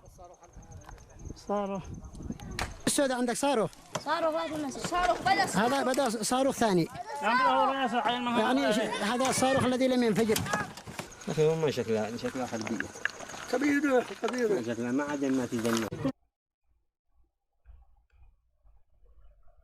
So yeah, it would seem that the United States is being struck multiple places that it's hanging out at and providing Israel assistance in the Middle East right now. It doesn't seem like Iran has even made its move that it's saying it's going to make.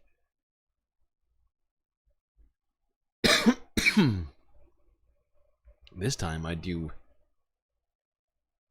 have concerns that it's going to be much different than the last one, which they basically told Israel about happening before they did it, and sent very obvious signs, essentially, if you recall the last one.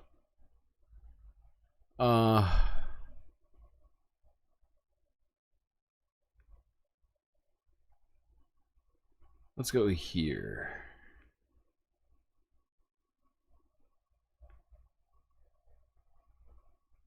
To discuss a little bit more about the U.S. presence in the area right now. This is CNN from 2 days ago.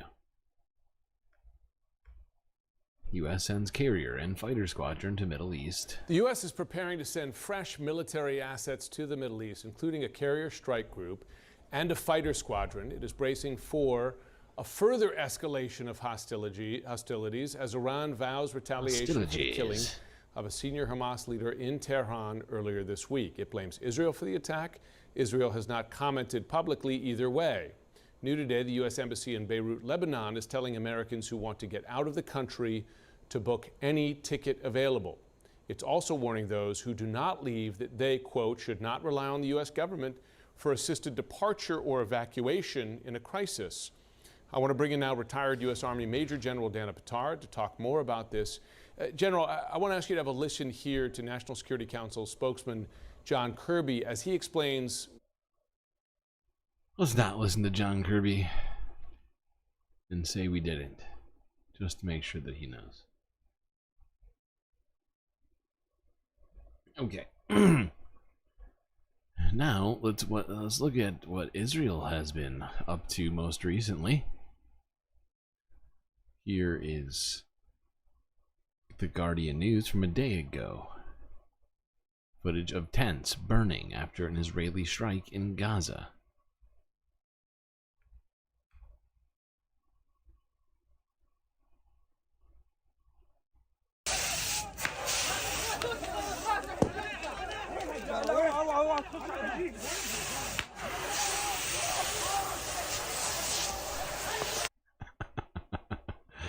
Oh, Geo Dragon. You want iron on space you want galactic patches?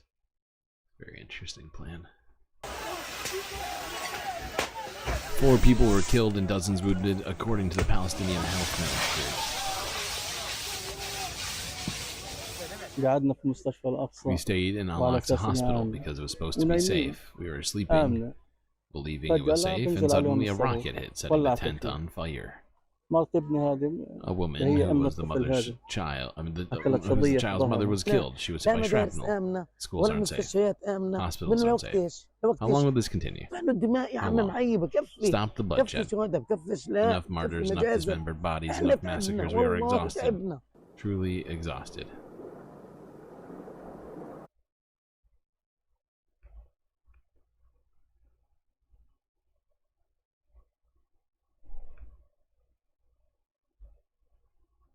Okay, let's go here. So Reuters from 2 hours ago. Graphic warning. Palestinian bodies buried in mass grave following Israeli transfer.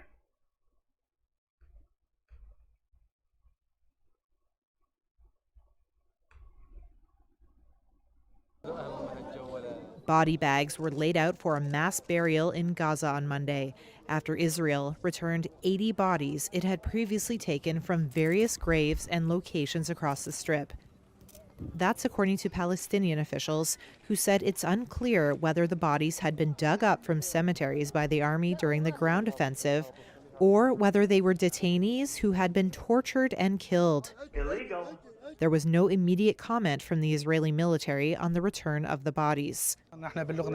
Yamin Abu Suleiman, the director of the Palestinian Civil Emergency Service in Khan Yunis, told Reuters the names of the victims and where they came from is unknown. He said the bodies would be examined for cause of death.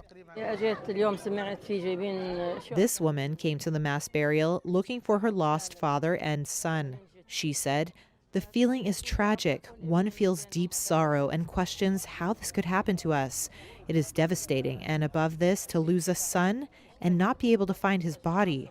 One becomes exhausted and emotionally affected when seeing everyone else retrieving and burying their martyrs, while I cannot find out where my son or father is."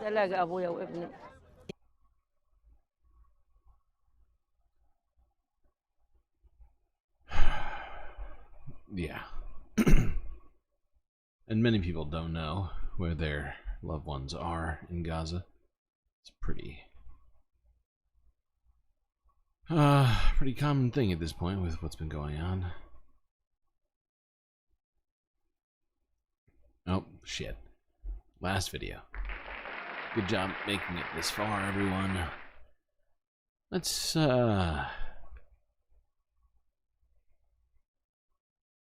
have a little chuckle and see Matt Miller try to answer the question. Quote unquote, do you continue to have the notion that Israel is negotiating in good faith? I don't want reality.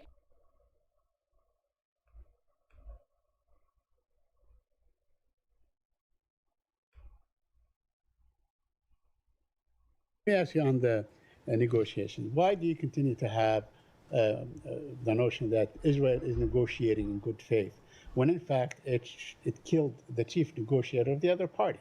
I mean, if you go and shoot the chief negotiator, you kill him, you know, people must think that you are not very serious about negotiations. So I will speak to what we've seen in the negotiations, and that is, first of all, an agreement to the framework, and then some other issues that we are trying to resolve going forward. And the framework of assassination. I'm not going to assess the motives of any of the parties involved. What I Anybody. make clear is the position of the United States that we have impressed upon the government of Israel quite directly that they need to work to get to yes on this agreement. Okay, but you know, that was the most nonsense answer I've ever heard.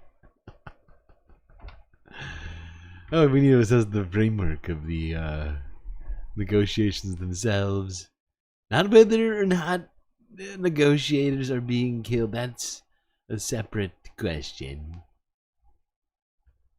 Israel is not even allowing the food to go in. I mean, things are, aid is rotting, and they're not allowing anything to go in. And the situation is very, very dire in Gaza.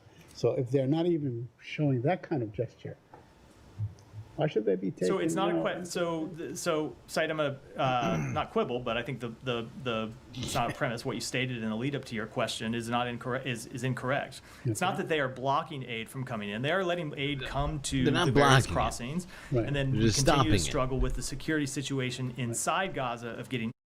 I'm sorry. The security situation inside Gaza. What does that even mean? Out of the crossing. What the fuck does that even mean? Not that they are security blocking aid from situation. coming in. They're Who has security in Gaza? letting aid come to the various crossings, and then we continue to struggle with the security situation inside Gaza of getting out of the crossings, and that's something that we're working through with the government of Israel and the various UN agencies. But ultimately, Like, is he talking about how the security agents of the IDF are allowing Israeli citizens to destroy aid? Is that what he means by the security situations at the crossings themselves? That seems like it is Israel problem, and that would mean it's Israel who's still blocking aid. Just because it's not Benjamin Netanyahu out there stopping the trucks himself doesn't mean. I mean, come on, Matt. ultimately, it is always going to be difficult. We've seen that now 9 Always, months, more than 9 no months matter into this what. conflict, and what we've seen is it is always going to be difficult because of the unique nature of Gaza and the unique nature of this conflict. Oh, we don't understand. Gaza is so unique. This is always going to be difficult. There's no way around that. Matt has defined it for us, people. Okay, this is a fatalistic situation in which difficulty will always be expected due to the snowflakey, unique nature of Gaza. Move humanitarian assistance around when you're in the middle of a conflict between the IDF and a terrorist organization that continues to kind of pop in and out of civilian infrastructure. And so that's why we continue to work for a ceasefire, because ultimately that is the way to solve this humanitarian crisis that currently plagues the people of Gaza. And finally, I wish we would hear just one time Matt Miller actually just say the truth about what we're doing, because we're not facilitating the ceasefire, right? Wish he would just say, you know what, we're just not doing anything besides from giving Israel the bombs he promised. We're just kind of saying, hey, you keep doing you. Let us know if you're gonna wrap it up. I have one last question. An Israeli American soldier with a U.S. citizen posted videos showing detonation of Gaza homes and mosques and so on. Is that, in fact, it's something that Amnesty called a war crime. If this U.S. citizen comes to the United States, should he be arrested? That's a question for the Justice Department. State Department. But, okay, but is that a war crime if you show? I cannot. That you have, you used to work for the Justice Department, Matt. So that's a weird way to deflect that question. Question for the Justice Department. Justice Department. But Okay, but is that a war crime if you show I cannot. that you have done that? So I can't. There's no way I can take any video devoid of context Okay. and pronounce Right. judgment You on couldn't whether it's a war possibly. crime or not from here. Couldn't do that. Yeah, I think it was the third to last question that Saeed asked. The premise of it Doubt I was can go that back that Israel had assassinated the top Hamas negotiator. Is that something that you're willing to accept and put on, say on the record that it was in fact Israel that did it? Or have I missed something over the course of the last I will let every country couple days? speak to their actions. The United States, for our part, was not involved in any way. Oh, now Matt Miller's gonna let each country speak to their own actions. I wonder how long that's gonna last. Country speak to their actions. The United States, for our part, was not involved in any I'm way. not asking if you were involved.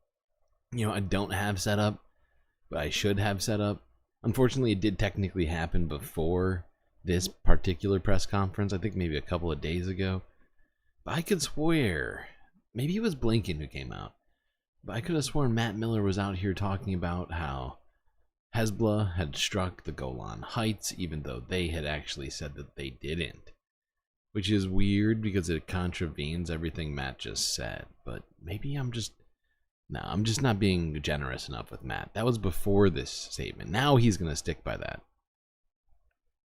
Actions. The United States, for our part, was not involved in any I'm way. not asking if you were involved. I'm asking if you accept the premise of the question that Israel did in fact do it, if in fact the Israelis have told you that they were responsible. So I am not going to speak to what any other government may or may not have done.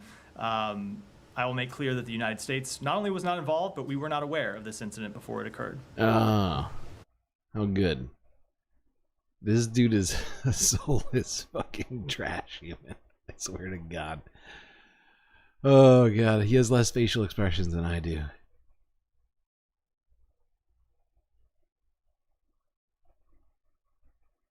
Oh, Matt. Why do you suck so much?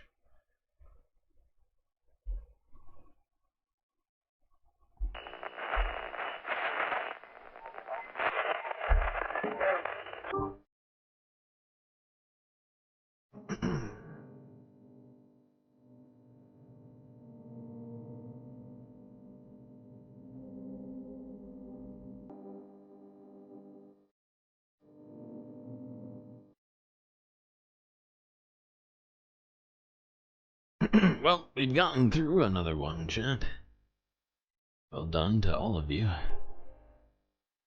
Hope you enjoyed this stream. That's gonna be it for me tonight. Till I see you next time, you stay classy, Galactic Stream Nation.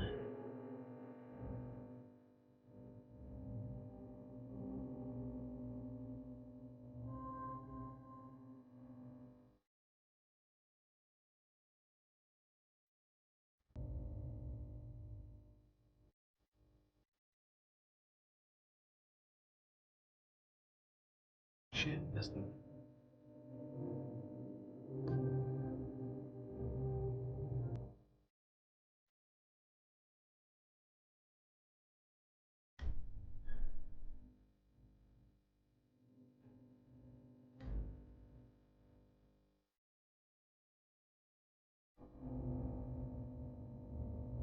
Can't forget this.